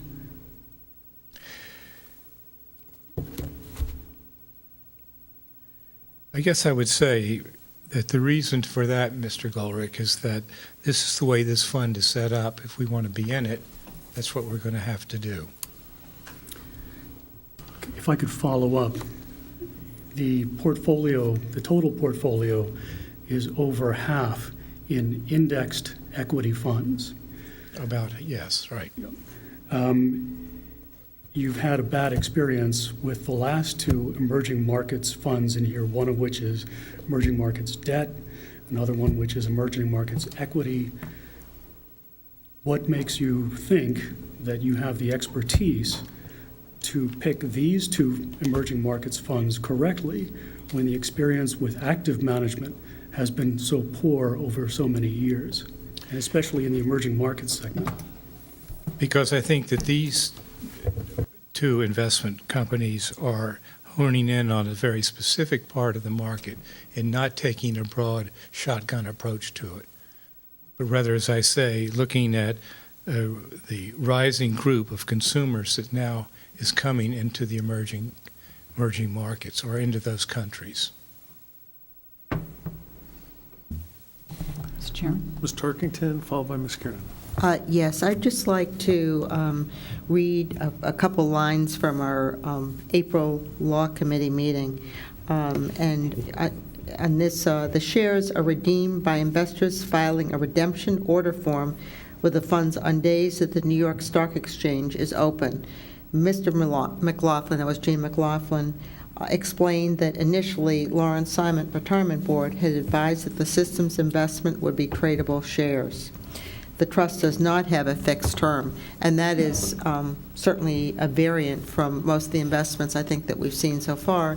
The terms have extended and gotten a much longer maturity than initially, but in this particular case, there is no maturity to it. So I think that was something that we did discuss, and I wanted to share with our board. Ms. Kiernan? Mr. Chadwick, one of the dimensions of all the investments we are presented with to approve is always some understanding of the managers and their track record.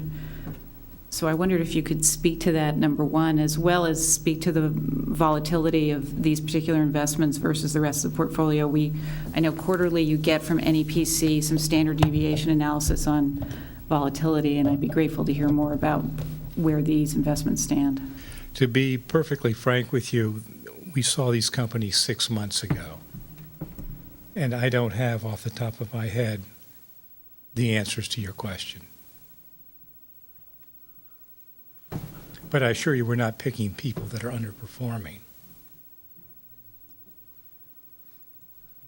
Mr. Goldrick? My understanding is the other fund has a fee of 90 basis points annual. Have you considered putting this, if you wanted emerging markets exposure, you could do it, again, consistent with what most of your equity investments are, which are indexed. You could put this in Vanguard with 15 basis points expense. Now, I know you say that expenses don't matter, but everyone knows they do, and you're going to get a report next month which will show how you rank in performance net of fees versus gross of fees. Is there some reason why you want to, for these small specialized funds, want to pay those fees in an actively managed funds when your entire portfolio for other mutual funds is to index them? It seems that you're mixing apples and oranges here. Because we thought this was a very special part of the market and needed more than just an index approach to it. I think this is going to take some work to come up with investments in these two areas. It's just not saying this is some index that we're going to follow. Okay. All right, so I'm going to do the votes separately. I'm sorry, Mr. Raymer, I didn't see your hand. I'm sorry. No, I was deliberately waiting to the end because I'm trying not to try people's patience. I just wanted to ask. Can you say that one more time? No, I think I'm not going to say it again. Mr. Chadwick, I just wanted to confirm that both of these investments, would it be fair to characterize them as being unrated or not investment grade securities?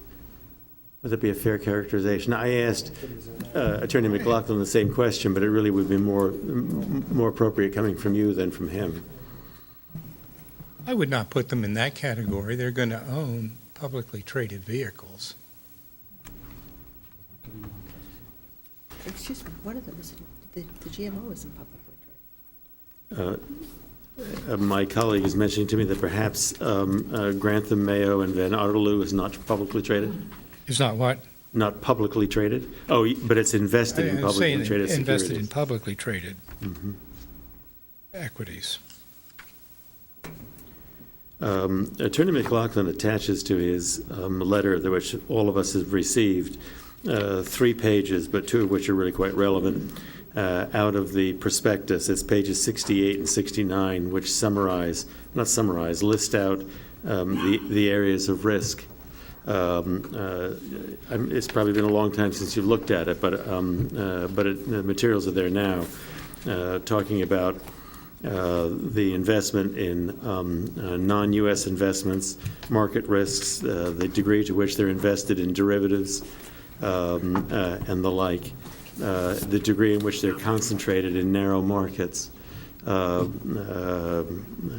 It led me to be concerned that what we're investing in here was an instance of more alternative investments with higher rates of risk in the expectation or hope of higher rates of return. Would that be a fair characterization? That would be fair. At the present time, have you any idea of the level of commitment that we've made to alternative investments or investments that are not publicly traded or not rated or not investment grade? At this point in time, it's about 16% of the portfolio. I recognize that these investments, one can have an obligation to be, that additional capital sums are demanded. I'm sorry, from that's 16% for equity investments. We have another 6 committed to fixed income investments. So perhaps about 22% in total. Yes. I recognize that these investments, by their nature, that calls are made upon you to commit, not to commit, but to remit further sums of capital that you've already committed to make. But of course, the expectation also is that on some of these investments or other investments, there's capital sums coming back. I don't know if this is a fair question to ask you, Mr. Chadwick. If it's not, please just tell me. But in the fullness of time, as we move forward over the next few years, would you be expecting that this 22% that we're committed to alternative investments would grow to a higher percentage net of both the further pay downs but also the drawback out? We're trying very hard to see that happen. But to be honest with you, in the last year, the contributions that we made to our existing investments were almost $15 million, and the money that we got back from existing investments was $14.2 million. So it stayed about static. About the same. We barely got any money invested in trying to increase this. The problem, which I've talked about here before, is the paucity of investments. And the demand is large from all sectors, but the pension area being one of them, where the fiduciaries are looking at various rates of return they're trying to achieve, and in a market where even if bonds stayed steady, you would only get a few percentage points at best, and if interest rates rise, you'll lose money. And stocks, which I do think will over time give us that 7%, but that's only part of the portfolio. We've got to have something else that's going to bring that total return up to what we would like to have. And we, like many other people, are moving off into these kinds of investments, but as I say, it's like a lot of other people. And we get letters all the time from our investment people in the funds that we're in saying, we keep trying to find something, but it's really hard to find anything that we feel is appropriate at this price and at the risk involved. And so it's going, to be honest with you, Mr. Raymer, much slower than I had hoped a couple of years ago. So your thinking would be that as we go forward, 22, 23, 24% of the portfolio is probably the level of investment that we would have in these alternative investments over the year or two or three coming? My objective is to have 25% of the fund in these sorts of investments.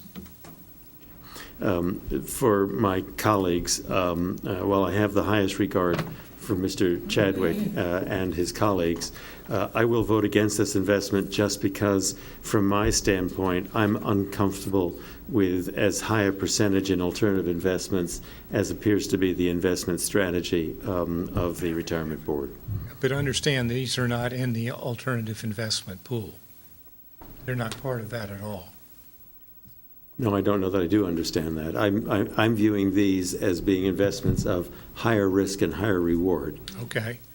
And I am always grateful for edification from you, Mr. Chadwick. Am I misunderstanding the nature of this investment? They're higher risk and higher reward, but they are not part of the alternative investments, private debt and private equity, which really are not traded at all. And these will be. And we can get in and out of these, whereas once we've signed those contracts, we're locked in for the rest You're in of for it. the term. No, and I did see that, and I saw that these were more liquid than those. Okay, Thank you, Drake? Mr. Chadwick. We've had a lot of questions here, and I can do my best to answer one or two of them. Sorry, I can't recall everything in all the reams of paper we get from the investors, but we had a question about the management. I can't recite the resumes, but these are two very large, internationally based, well-known, thoroughly vetted investment fund families. So they have people allocated all over around the world to examine these kind of opportunities. We had a long discussion, which Mr. Norton initiated in our investment advisory committee, about what this means for risk and return. And we had a long discussion about beta and variability. And the information that was provided to us was that this diversification on balance would be a risk reduction vis-a-vis the investment we're getting out of. So if risk is among your criteria, you'll be wishing to vote for this, or I certainly will, because that's what the statistics said. This is a risk reducer in emerging markets. And one other point, I wish I had the Retirement Board's investment allocation document on my iPad, because in this investment allocation, which is a written document adopted by the Retirement Board and also adopted and reviewed by the BET, it's expressly stated for equities, we find a low-cost indexed approach to be a productive one, but for emerging markets, the issues are such that they benefit from active management, which is what you pay for with those fees, for the reasons that if you index the foreign markets, you end up with a bunch of Venezuelan oil and South African gold and Russian oil, and that's exactly what the retirement board is seeking to avoid. So that whole choice of active management in emerging markets is expressly stated in the allocation statement that this board approved, frankly, before I joined the board. But it's in keeping with an established practice that has a good justification that you've all reviewed before. So I hope that's answering a question or two that have been posed. Let me put a little more meat on that. I believe that in well-established markets, which are actively traded in large size, there is nothing to be gained by trying to find an investment manager that's going to beat the market. In the last 5 years, only 32% of all mutual funds have done better than their index, and at least we're in the 32% because we never underperform the index.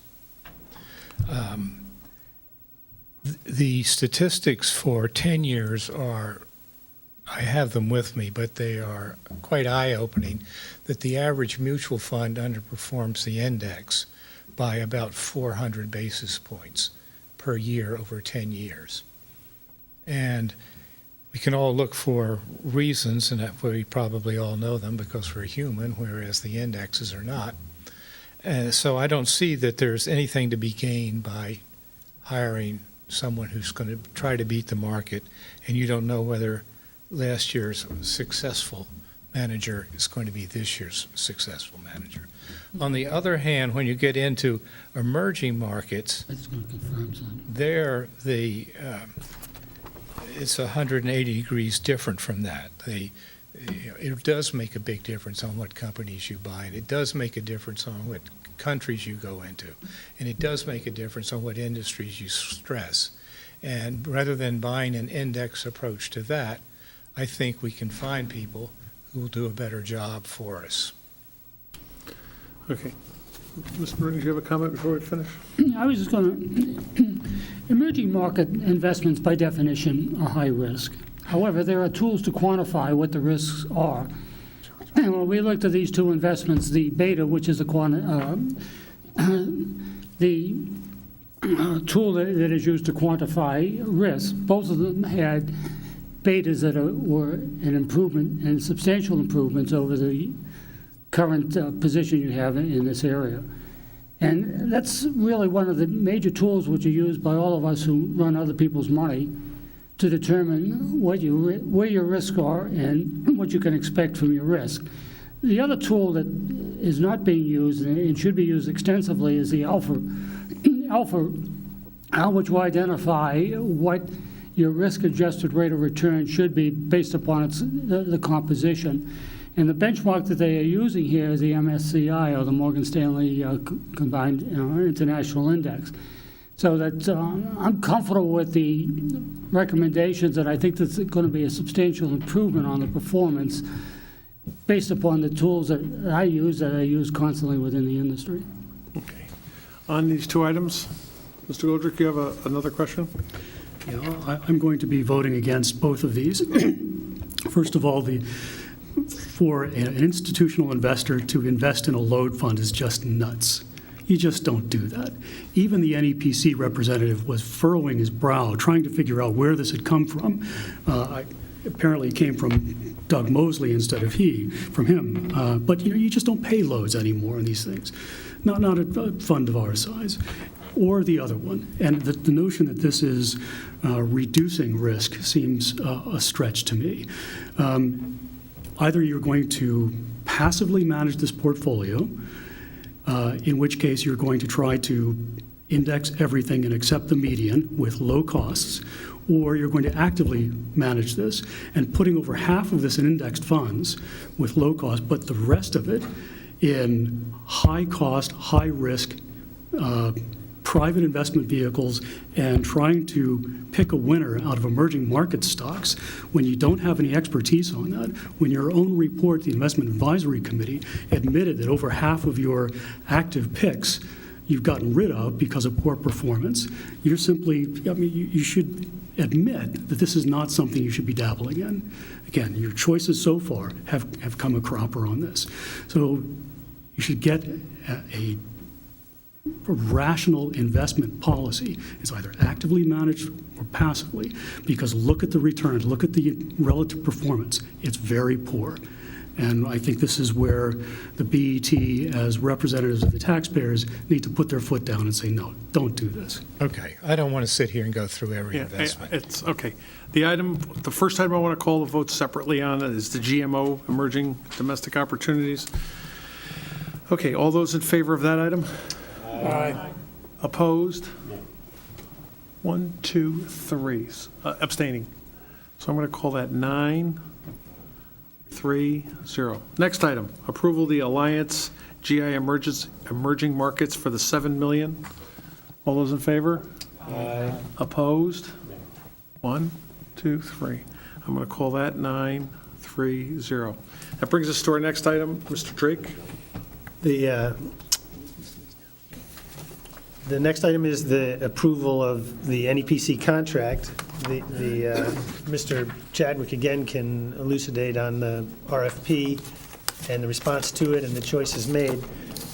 Ultimately, the Investment Advisory Committee examined this matter in its meeting in April 29th and voted 2-1 to approve this, the contract. Mr. Huffman voted against it, and I think by bad luck, we didn't have Mr. Blankley that day. Is that right? So he can express himself, I hope. But it was our view that value for money and given the alternatives, this was a wise choice. Okay.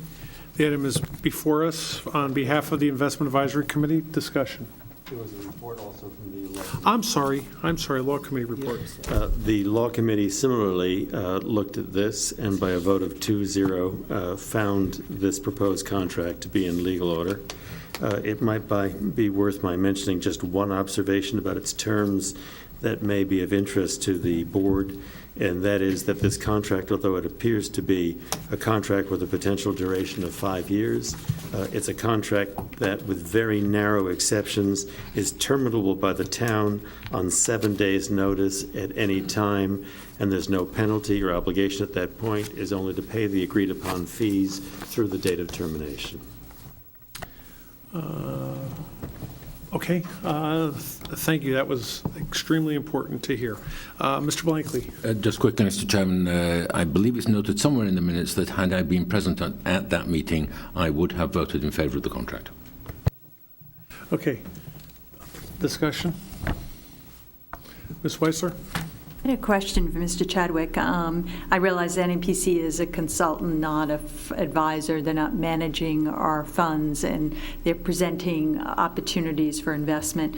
But can you just, perhaps, since I'm new in the past 2 years to the board, I'm looking at the NEPC report, which is looking at the total return summary versus the peer universe and comparing our performance vis-a-vis the public, I guess, DB plans of $250,000 to $1 billion, which is gross. Can you tell me, as you're looking at that peer comparison, what the issues are that you see? I mean, you know, it looks to me over some period of time we have underperformed, and, you know, how would you reconcile that, or is there more light to be shed here? For the peer comparison, we have had, I think, an extremely tough time finding peers. There's no. Who is in this peer comparison, just so I understand? Well, the peer comparison should be public funds, Right. defined benefit plans. Mm-hmm. And I believe that in the last go-around, they had 45 of them, Mm-hmm. or something like that, in our size. We have no idea whether those 45 were there 3 years before or not.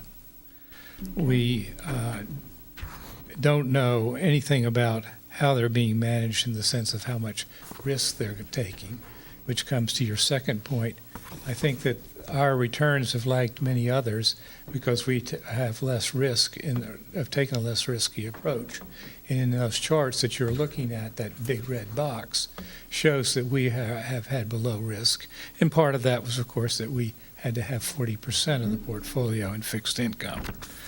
These funds do not always report their returns the same way. Some do it gross, some do it net, some do it on a combination. We don't know who does what. Mm-hmm. We've asked NEPC to see if they can really come up with a very specific group of funds. They're working on that, so they've only been at it a month or two, I guess. I don't know whether that's going to be doable or not. Further discussion? Mr. Goldrick, followed by Ms. Kiernan.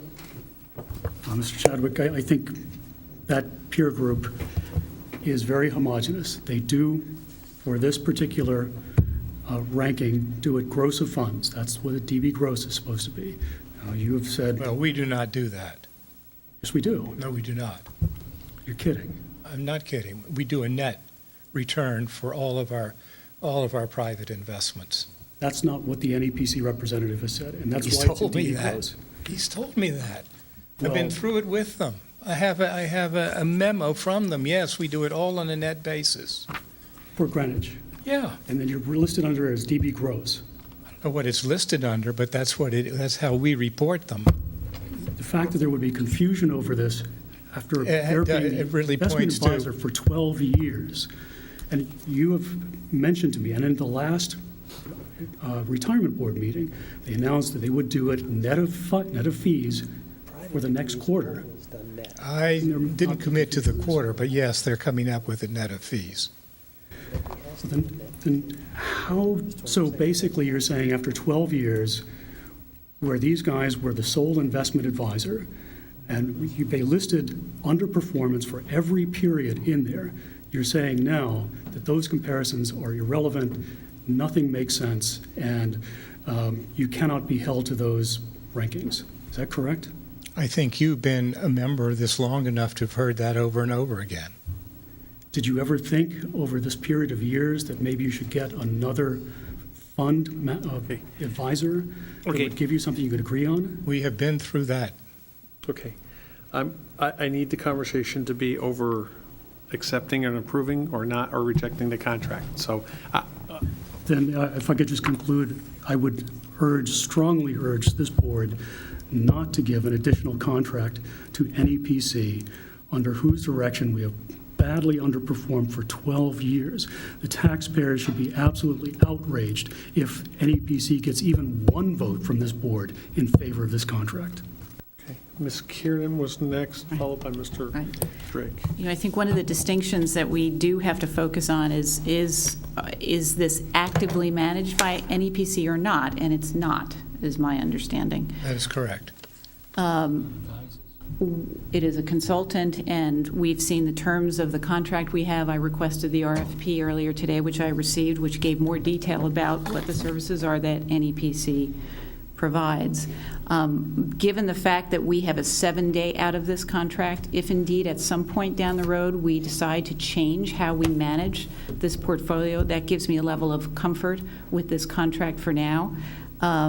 But to Ms. Weissler's point about what are the appropriate comparables for a portfolio like this, John, would you ever consider an RFI, a request for information, in an effort to gather some more intel on what the comparables are out there for us?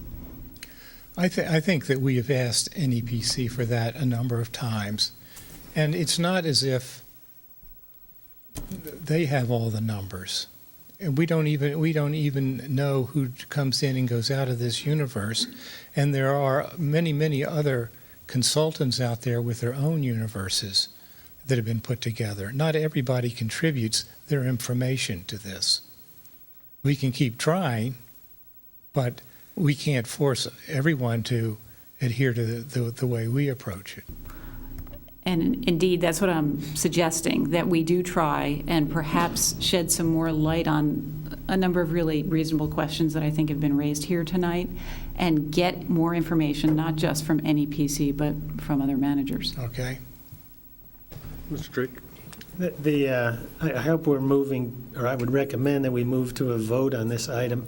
I'd just like to observe that the RFP under these conditions was well-established, disseminated broadly. All the responses were reviewed and weighed, and this choice was made. It's by far the best one among the alternatives. The other alternative is just unsatisfactory. So the recommendation you heard from one of the members to vote this down is simply a leap off a cliff with no net. I would not recommend that we take that step. Let me add that NEPC is the leading company in this field, in this country. Ms. Tarkington, Mr. Huffman? I just had a question. Is NEPC an independent company, or is it owned by someone? I mean, one of the terms here is that they cannot assign the contract. I didn't know if this was an independent entity, or they're a subsidiary of someone? Well, they're independent. This company was started by a fellow by the name of Richard Charlton, and he was the sole owner of it for quite some time. But in recent years, they've been broadening out the ownership of the company. However, it's my understanding from talking with our consultant that he couldn't just pick up and sell out to somebody else. There's only one market for his shares, and I believe that's the company at the book value of the company. Thank you. Mr. Huffman? Yeah, consistent with my earlier vote in the investment committee, I will be voting against this contract again. Okay, is there any other comment before I call the vote? I just wanted to chime in. That 7-day clause is important to me. For all of us wrestling with the retirement, we're the board that gets to tell the people the investments didn't quite hit the mark, and we have to come up with the cash. We're required to fund the ARC, so the burden comes to us. It's sort of one of the interesting positions that the BET has when they're told, if we don't, you have to fund the ARC. We get to talk about the assumed rate of return. The last, since 2008, it's been very difficult times for the financial world. We all know that. But the 7-day clause probably is important to me. I'm looking for the retirement board. I'm looking for, we've had a good meeting with the retirement board last month here. We've found out a lot of issues, and I think my comment was we got to start working towards some solutions, whether it's the Board of Selectmen open up, adding some help to the board, whatever the case may be is, but I'm looking forward to, some change in the future. So I'll support the contract as long as it has But let me add that we have made so much money that we have been able to cut the town's pension contribution. Yes. This year is the first time it's making a Okay, curve. but it's got to start someplace. Right.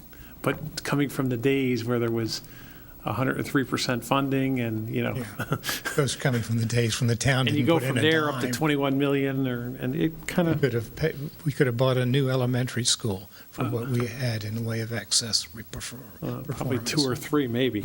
So with that said, all those in favor signify by saying aye. Aye. Opposed? 1, 2. So abstaining, 10-0.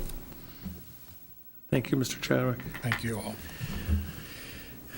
Out of that, into the fire. Figuratively speaking. Welcome, Chief. Welcome, Executive Amy, session. Almana. I'm going to actually, I think Mr. Tessie is going to, I'm going to hand it off to Peter and see what he's doing to us here. Good evening. I did tell you it wasn't going to be an early evening. I knew what our agenda was building up. We chose this month because we know you wanted to spend a little bit more time here with everyone. So good evening, and thank you for the opportunity to be before you to provide you an update as to the status of the issue of fire services and staffing within the town, as well as the Northwest Station.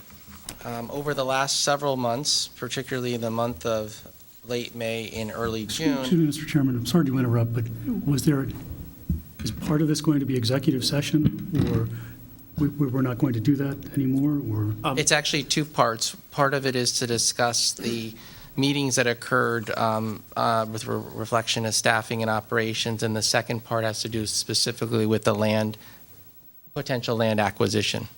So we want to make sure we adhere to FOIA, and this is appropriately to discuss in public session. So think of us as telling you a little story with many different storytellers tonight. And you're part of that story, and that's what I was about to say. So as you know, 9 of you met with us over the course of 4 meetings, late May, early June, to sit with what was referred to as a panel.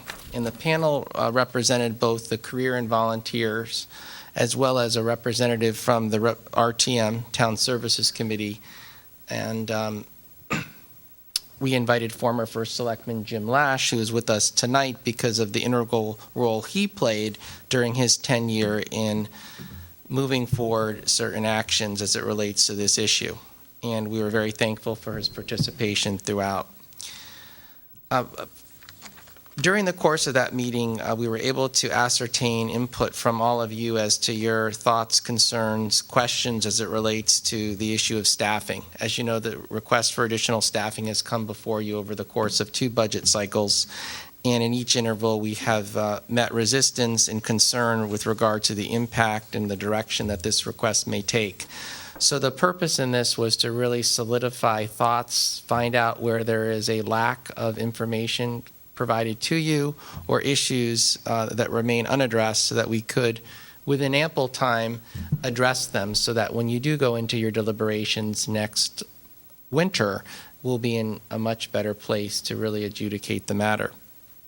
Simultaneous with this action, of course, has been ongoing discussions in assessment of an alternative location for Northwest Fire Station. You were kind enough to give your blessing to begin those initial conversations. And over the course of a year, we have been able to advance that forward, and you'll be hearing more in detail from Alan Minnelli, our Superintendent of Building Construction and Maintenance, all the particular features on this property in the due diligence that has been done. And we are really at a point when all of this is said and done from where we sit for further direction from you as to giving a green light to go forward and discuss actual property acquisition with the seller. So you will receive from our office a memorandum that was prepared very well by Melissa Jones, who's our Senior Management Analyst. I want to highlight Ms. Jones tonight. She's with us. She has done a wonderful job of taking a great deal of data and information that has been available in the public domain and in correspondence in trying to really look at it in the context of its impact to the town, the fire services, to residents, what it means for the budgets, and what options are available within the context of the various staffing options according to both NFPA and OSHA. So please take that as a work in progress in terms of any issues that you see within here that require further elaboration or question. I expect I will be hearing from you, and that we can continue to build on this as our manifesto going forward as we discuss fire services. I also will comment, too, that we've had the benefit over the last, what has it been, 6 weeks, to have your input and guidance on this as well, and we're thankful for that, our town administrator, Ben Branyon. So at this time, I would request a motion by your board to enter into executive session to specifically talk about a prospective land acquisition. And at that point, I will turn the program over to Mr. Minnelli, and he's going to provide you on the overhead some of the analysis that he's done on that particular site. I would so move. We have a motion moved and seconded to go into executive session to talk about a potential land purchase.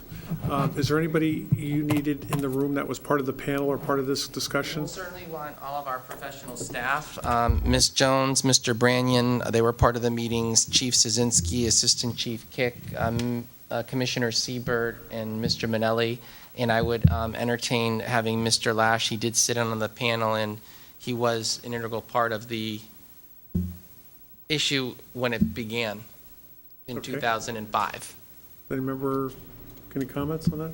Okay, Yeah, I would confirm that that Mr. Lash participated in the session that I participated in, and I thought that his input was useful and informative, and that it would be useful to have him here for this session. Okay. Okay, so I have a motion to go into executive session. All those in favor? Aye. Opposed? Abstaining? 8:35. Okay. Mr. Drake. Fund balance policy. Our working group, which consisted of Ms. Weissler, Mr. Finger, Ms. Kiernan, and me, met several times. You have a report that was written by our committee, our working group, in your package. The primary objective of a fund balance policy is to establish a target range for the year-end balance of the town's general fund, combined with the capital and non-recurring and risk funds, as a percentage of operating expenditures. You know, we had the cooperation of all these four parties. We ultimately, we took this fund balance policy and modified its language to be clear, more clear than it previously had been, and to make sure that it touched the objectives, the primary one of which is to provide comfort to the rating agencies. And for one thing, we eliminated the budget basis because the thing deserves to be founded upon GAAP, rigorous, known, audited figures. So it now has a GAAP basis and not the two bases of GAAP and budgeted basis. So this draft that's before you had contributions by many parties, Mr. Minarski plus our working group, and received a 4-0 vote and recommendation from our working group. Okay.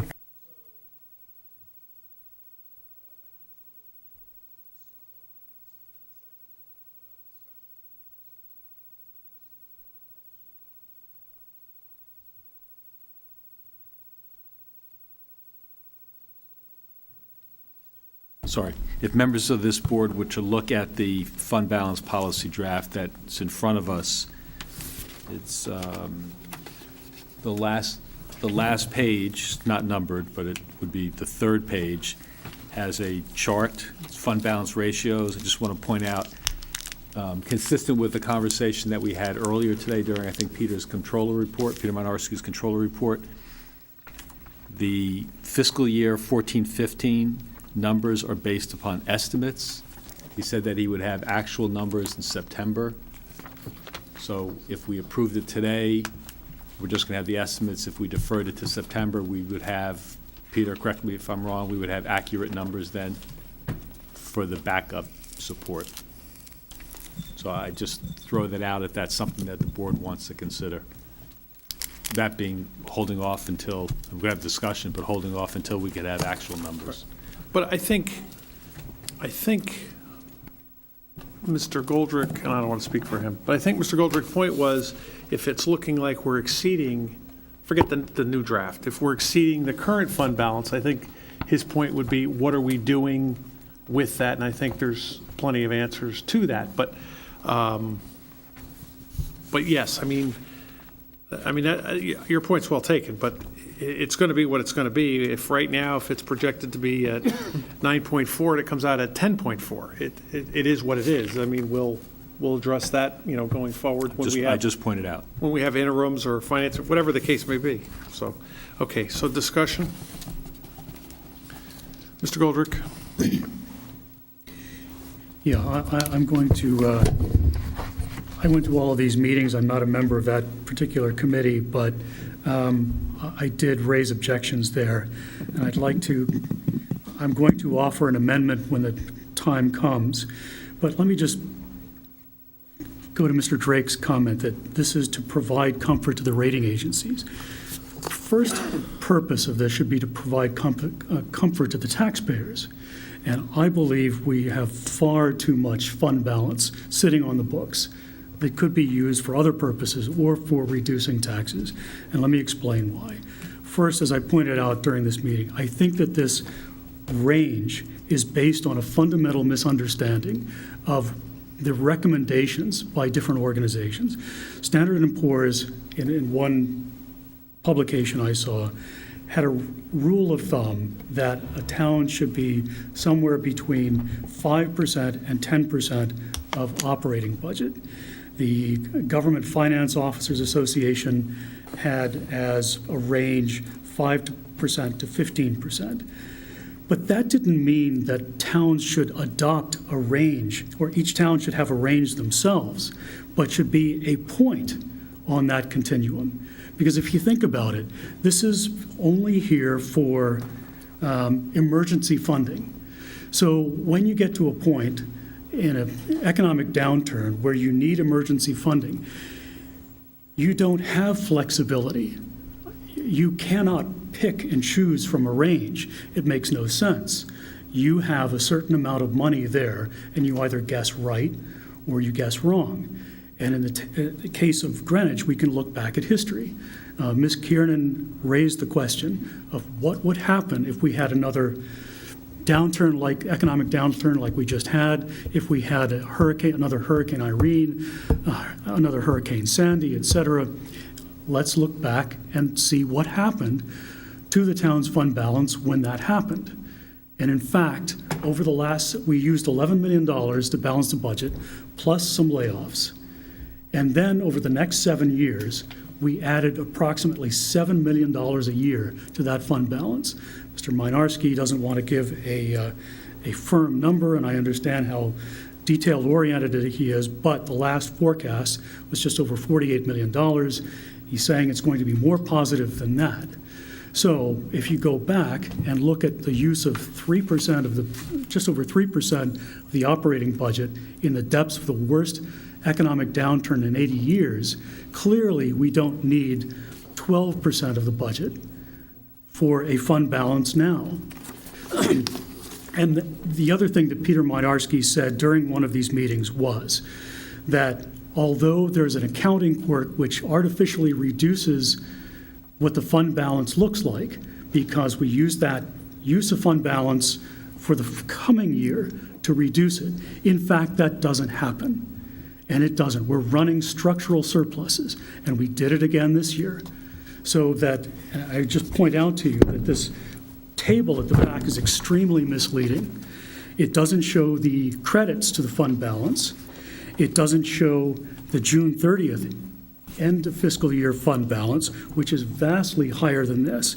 It artificially reduces the actual or the appearance of what is actual cash on the balance sheet. So I am going to I believe that Greenwich should have a fund balance of 5% of the operating budget and no more, because we are Greenwich. That is an appropriate figure for us. We have experience, we have historic experience that tells us what use of fund balance should be. And this is nothing but compiling tens of millions of dollars that the town doesn't need. It's declining in real terms that could be put to use in far better ways. Okay, so, Mr. Goldrick, if I may try to help a little bit, so on page 2, you would like to change... Will I make the motion now? Please, yes, you have the floor. You just want that sentence, instead of saying at a level between 5 and 10%, to say at a level of 5%. No. Yes. No, because you're saying operating cost, and this is the full general fund. This equates to the $411 million sum, which is all of your operating costs plus your fixed charges plus your capital, but after borrowing. Don't I understand that correctly? I'm using the same formula we have here, which is unassigned plus capital non-recurring plus risk to the the operating expense. He's using the expression, the operating expense. No.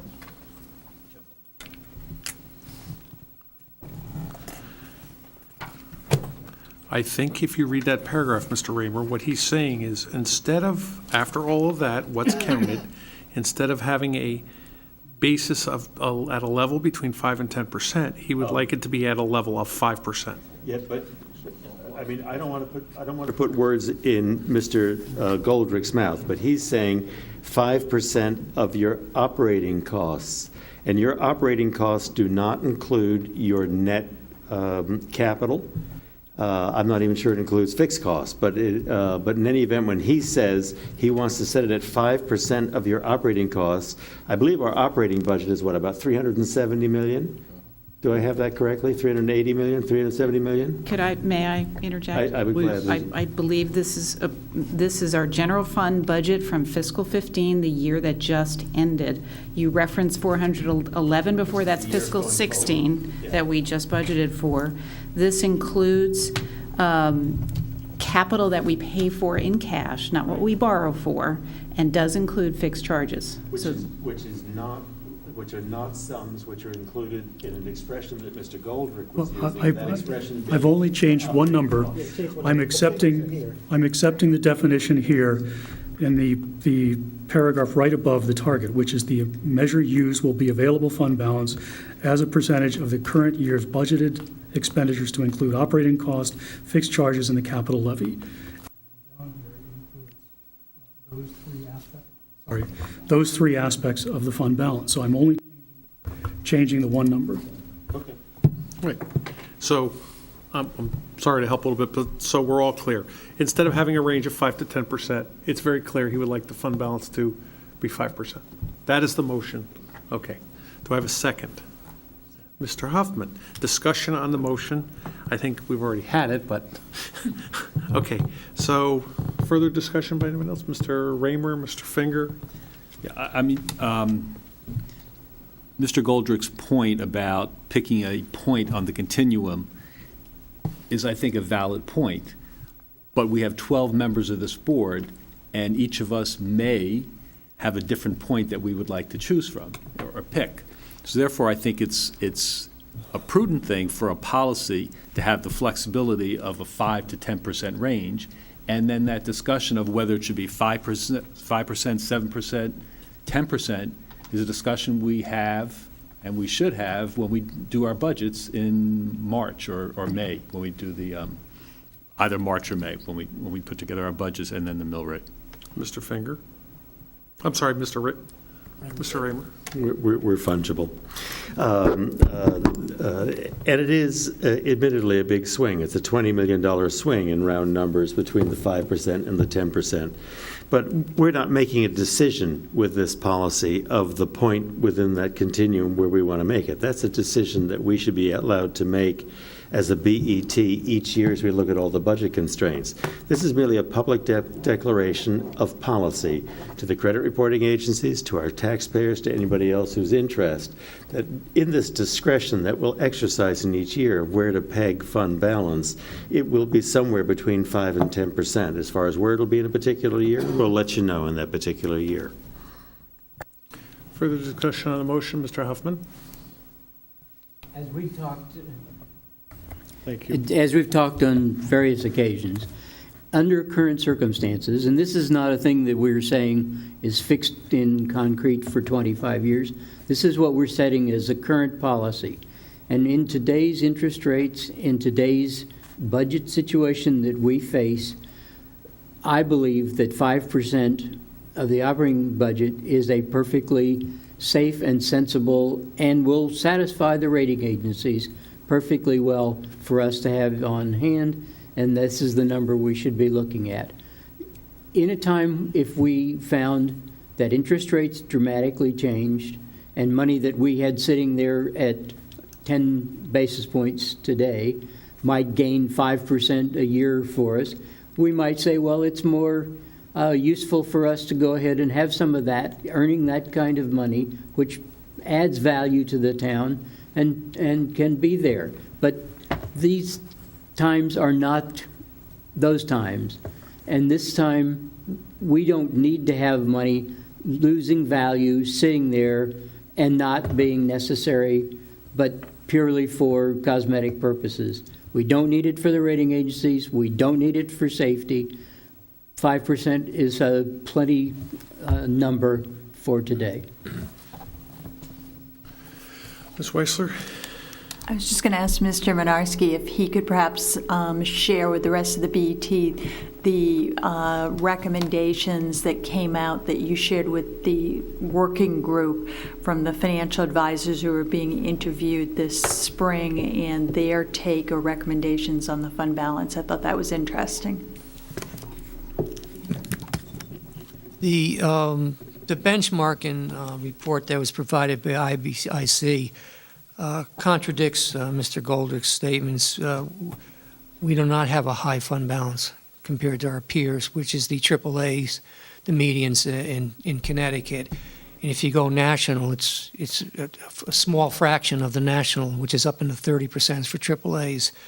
If you change it to Sean's 5%, and if you look at the third page, which is the unnumbered page, you would have to dramatically drop that $30 million, which is an estimate, down to $12 million. So you have to get rid of $18 million about. And it would change the ratio, as the credit rating agencies look at it, down to around 3%. And it would endanger the town of being put on a negative watch. They would consider the general fund unassigned balance too low. Our policy is unique. There's no other town that I know of that combines the three. the risk fund, the capital non-recurring, and the general fund to come up with a fund balance policy. So if you adopt the 5% rigidly, that $30 million number with the asterisks is going to drop dramatically. So number one, you're tasked with what are you going to do with the $18 million? It's pretty good. You could drop your taxes down to just about zero, but it's going to alarm the credit rating agencies because your fund balance unassigned is going to be dramatically low. And it's also going to be a spike downward when you go from one year to the next, and we go in January to the credit rating agencies, where it's going to drop from the number above, the 967 in total. It's going to dramatically drop, so it's all kinds of flags are going to go up. I don't know if I adequately answered. I just don't have the total recall of what but I know that Yeah, there's a series of AAA towns that have, they're well above 10%, up around 15s and the 18%. And that's for just the general fund portion, not all three components. So that was Nancy, right? Mary Lee Kearney, Trungoldrick. I just want to make three observations. One, just to follow on something some of my colleagues have said about what we do during the budget process. We spend a lot of time as a budget committee and then as a BET discussing fund balance and how that fits into our budgeting process. And I believe that we are serving the town well by retaining some measure of flexibility here by sticking with a 5 to 10% range. Things change from year to year, not just exogenous forces, but even our own policies, such as OPEB this year. We went from funding $2.45 million a year to over $6 million this year, and that was just a policy change. So I think we're served well by having a range. The second is to think about emergencies a little bit. I visit some family in New Jersey, and I've seen the devastation in Maniloking and other communities in that area, but for the grace of God, that would have been us. And their public infrastructure is completely devastated. Water, sewer, stormwater, roads, and they're still not rebuilt completely from that storm. So I think we serve the town well by having a range from 5 to 10%. And the last observation I would make is that in executive session, I think we have learned as a board that we have some potential risks coming up that we're going to have to deal with, and that's going to come out of the risk fund and perhaps beyond in the next year. Mr. Goldberg? Let me just respond to some of those points. First, Mr. Mynarski mentioned the reduction in fund balance and what the rating agencies might say. But about 7 years ago, up until 7 years ago, we had a negative fund balance and a AAA rating. And what we did was simply, or what Mr. Mynarski did, was sit on the phone and explain it to him. And we had a one-of-its-kind accounting system for our pay-as-you-go system. They understood it and moved on. We can explain to them that we have this huge structural surplus that comes in, and that in reality, the cash balance is $50 million or over, and that we don't reduce this down to $38 million or $37 million at the stroke of midnight on June 30th of our fiscal year. As he explained, we add to this every single year. So the reality is that we would have several tens of millions of dollars, and I think they would understand that as well. Second point is, to Ms. Kieran's point, if we have a situation where we need long-term funding, we can certainly go out and borrow it or raise taxes. This is only for emergency funding, to only get us past a gap during which we might want to go to the capital markets, which we have strong ability to do, or to raise taxes. So it's emergency funding only. We're not supposed to be sitting on this as a portfolio manager. And to my two Democratic colleagues' points about flexibility, Mr. Finger mentioned that each year we can go and each year look anew at what we might need. But we're supposed to make a decision as to what the appropriate number is. This is tens of millions of dollars we're talking about. The difference between the 5 and 10% is the equivalent of our annual contribution to the pension fund. If you look at what projects could be financed with that differential, you're talking a civic center in Old Greenwich, the pool, all sorts of things. So we shouldn't be just at a whim every year coming up with a new number. We should know exactly what it's supposed to be. Now, for Mr. Mynarski's point, in terms of the other towns that have a higher amount, if you can tell me in what situation a town like ours, with our financial strength and ability, needs to keep $50 million on the balance sheet, if you can show me an example of where this is absolutely necessary, then I'll go along with you. But it seems to me that people are keeping too much cash and taxing people too much, when the reality and the history of our fiscal history is that we use far less of that. And in that situation, we should give the taxpayers a break. Mr. Chairman, can you move the question? I normally don't entertain those motions on our board, but if there's no further discussion, okay. All right, all those in favor of Just clarify the motion. The motion is to amend, I'll call it the Goldrick motion to amend, to take away the range of 5 to 10% to make it 5%. Okay, all those in favor? Opposed? Abstaining? Am I seeing that correctly as 2, 10, 0? Okay. That puts the original item back on our agenda. Real quick comment on this. I think it's kind of important because this is sort of the start of the budget. Whether the fund balance is at 48 or 38, we have several variations. As Roland had told me tonight, if Nathaniel Witherell and the golf course were in the operating budget, we would have a higher operating budget, therefore the percentage of fund balance would go down. As Roland told me again tonight, that Roland, he's really amazing. Nathaniel Witherell, we do have the projected shortfall of about $4.5 million. I think Roland said to me that it's only a matter of time before the auditors say you have to clean that up. We have some litigation in town that we've talked about lately that is some big numbers. We have a project pending at a school in Barham that's got chain link fence on a playing field right now. That's not in our budget. There's talk of a modular school program for that same project. That's not in our current budget, nor in the original estimates, nor is it reimbursable by the state on that construction project.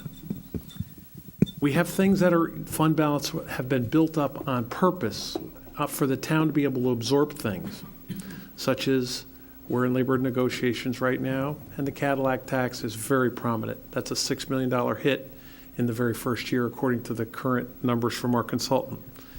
I guess the true question about fund balance, to some who say it's going up every year, I think it's been going up every year, anticipating projects like Hillside Road, again, where it's a large capital project, which is not in the model, which we've been trying to sort of be ready for. But it really begs the question, if you're really that concerned about the operating surpluses going up every year, well, then why aren't you asking the question about what the operating budgets are appropriated at? Does that really open up that question or not? Obviously, departments need what I would consider some operating room, but is that the question you're opening up? I was actually the chair of the budget committee when Peter Mynarski did get notified by the rating agencies, and we were formally put on notice. Well, I didn't listen for the first year, but after that I did listen when we were formally notified that having that negative fund balance needed to be cleaned up.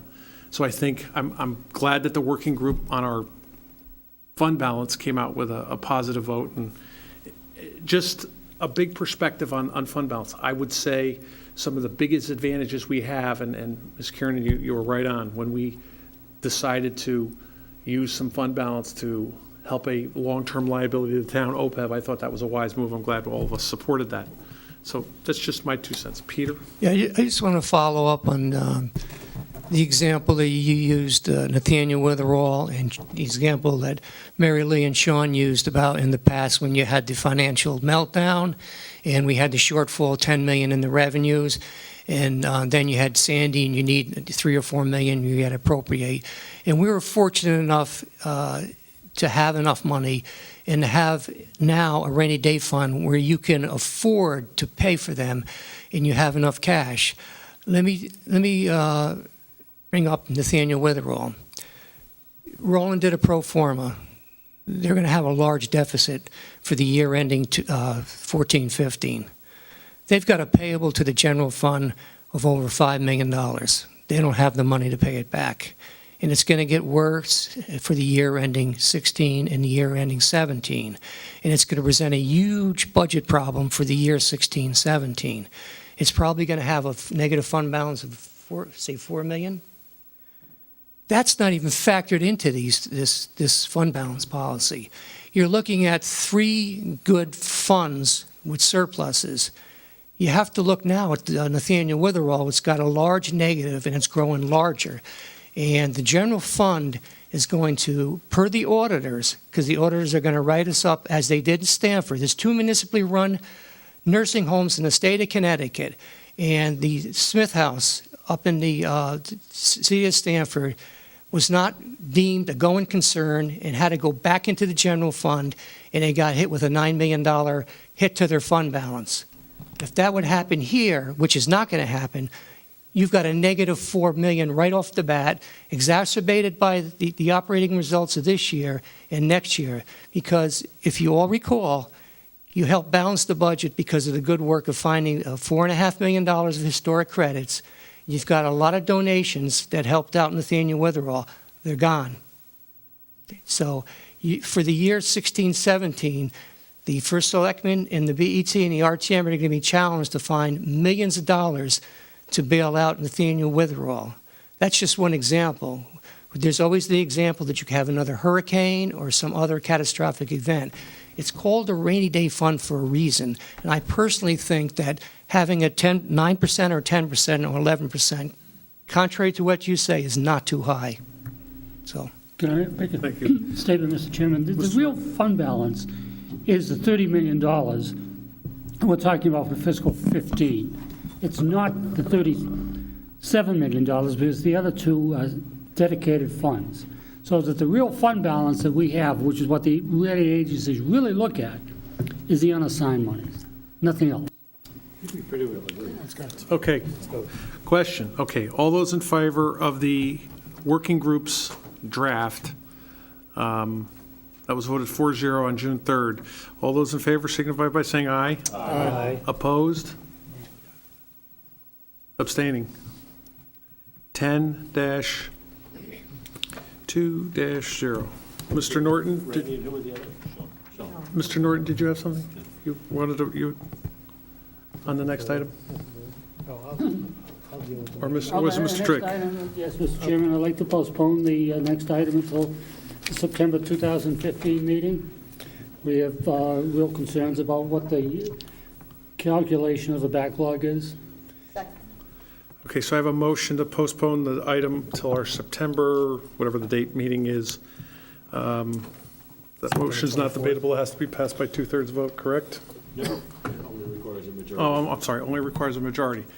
Okay, discussion on the motion to postpone. Mr. Chairman. Mr. Goldrick. Could I ask why, again, and what is it Mr. Norton means by backlog? We have backlog of projects that, for which money the appropriation has taken place, the work has not begun. We have, $34 million of money that appropriations will be ultimately funded by debt. We're a long way from, in effect, beginning those projects. We have how much money has been appropriated to the sewer department, for which the work has not yet begun. That's another, $6 or $7 million. So there's a substantial amount of money that has been appropriated, which will be included in our debt. And we need to have a better understanding of what they are and what the likelihood of time to both begin the projects and have the projects completed. We're talking about policy, not individual projects. Okay. So I don't understand why a policy which is meant to last several years would be dependent on, a particular project that we're going to, has had been approved or carried out in the last few months. This is a policy here, and we have had months to go over this. So why would an individual project or a couple? They're not individual projects, sir. They're a combination Guys, of projects. can't go back and forth.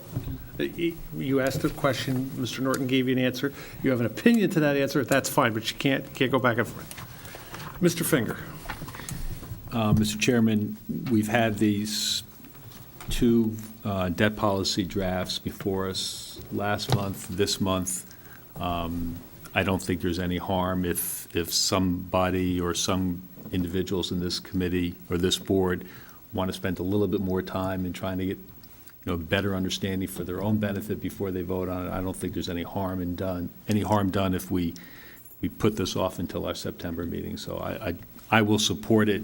I feel strongly about the policy that was put forth by Ms. Kiernan and myself, but notwithstanding that, I still will support that one, but notwithstanding that, I personally don't have any problem if you want to hold this over until our next meeting. If I may, Mr. Finger, I'd like to share a story. I came here tonight to get one of these drafts approved. It was on, and I had some requests from members on some questions, and I said, no, we're going to get this done. But this was part of my chairman's report, but Mr. Tessie invited me to approve then tonight the Well, draft that's put together by. What I'm trying to say is I'm supporting Mr. Norton's motion, but I didn't come here with that. And I think this is an important story, and I think we all need to hear this. So Mr. Tessie invited me to attend the staff meeting for the town, and it was to talk about encumbrances and transfers, especially transfers of capital projects and the bundling, some of the ideas that had come up in the budget process. So I found myself going to Roland and Peter to get a capital appropriation statement. And what I found was that we have $35 million of capital projects encumbered right now. We have $45 million of capital projects approved right now that haven't been committed to. And by the way, we just added 58 million, whatever we just added in the current budget, to that. And what hit me there was, I have a vision of an accordion when these are going to happen. But more important than that, all of that money, that's $135 or $40 million, whatever the number was, we've all approved that on a financing mechanism, whether it's cash or whatever it is. But we've all approved that. We're all in agreement on all those projects. And what in my mind, my sense is, how do we divert our energy, or how do we get the focus on that? Because we can talk about how we'd like to borrow in our debt policy and what our limits are, but quite frankly, we could appropriate today a large number of more capital projects, but they're not getting done. And I think that has sort of resonated with me in a very strong fashion. You know, where your constituents have asked you, hey, where's my project? And, well, we approved it, but that's not the answer. Where is my project? So in light of that, that's where I'm sitting here, because one of the things that came up, and I'll say it in our caucuses, if you look in one of the reports, there's a series of years and it shows how much has been approved, and we've approved it and we're good to go with it, but it hasn't started yet. And I say to myself, how do you figure when that's going to affect your debt policy? I mean, we're saying we're doing these projects, but they don't seem to be happening. And I think we're unified on that. I think we all want to see what we've voted on and supported to get done.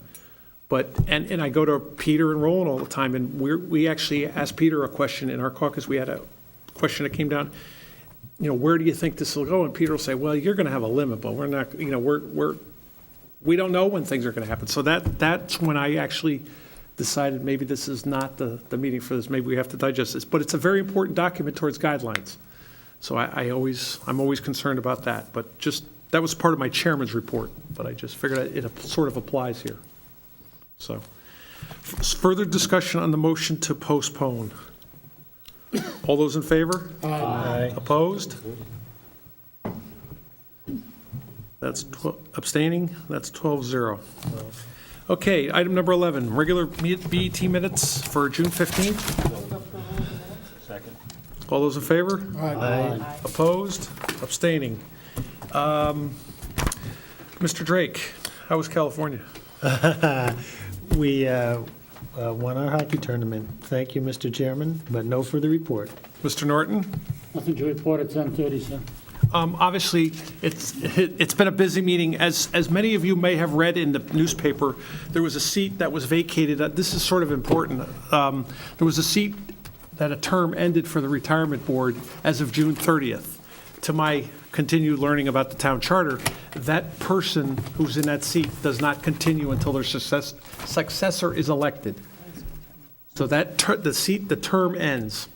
The way the town charter works is the first selectman, the chairman of the BET, and the moderator of the RTM appoint one of the, I'll call it two civilians, non-town employee, Peter Minarski, who's our controller, to that position.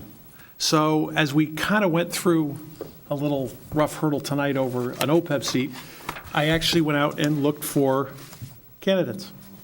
And we did have two candidates. The news, Mr. Horton's article didn't quite respond and get it accurate, but we did have two candidates that we had met with 3 weeks prior, did full interviews, talked about all of the issues, and then we had a regular posted meeting scheduled, and I lost the vote. My vote wasn't successful for, I didn't even get to nominate the person who I thought was better for the job.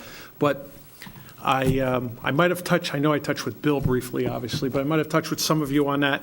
I felt it was, I think I was trying to vote a little bit for our board, and I thought it was time to, take a look at this. I think the retirement issue is first and foremost, and I think we're going to focus on that a lot.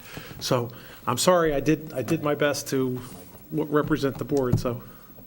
Mr. Finger? I know the hour is late, but just one question. So in other words, you didn't even have a chance to nominate another person? There was a nomination for the incumbent, and that was the vote? Seconded, and then there was a vote on it.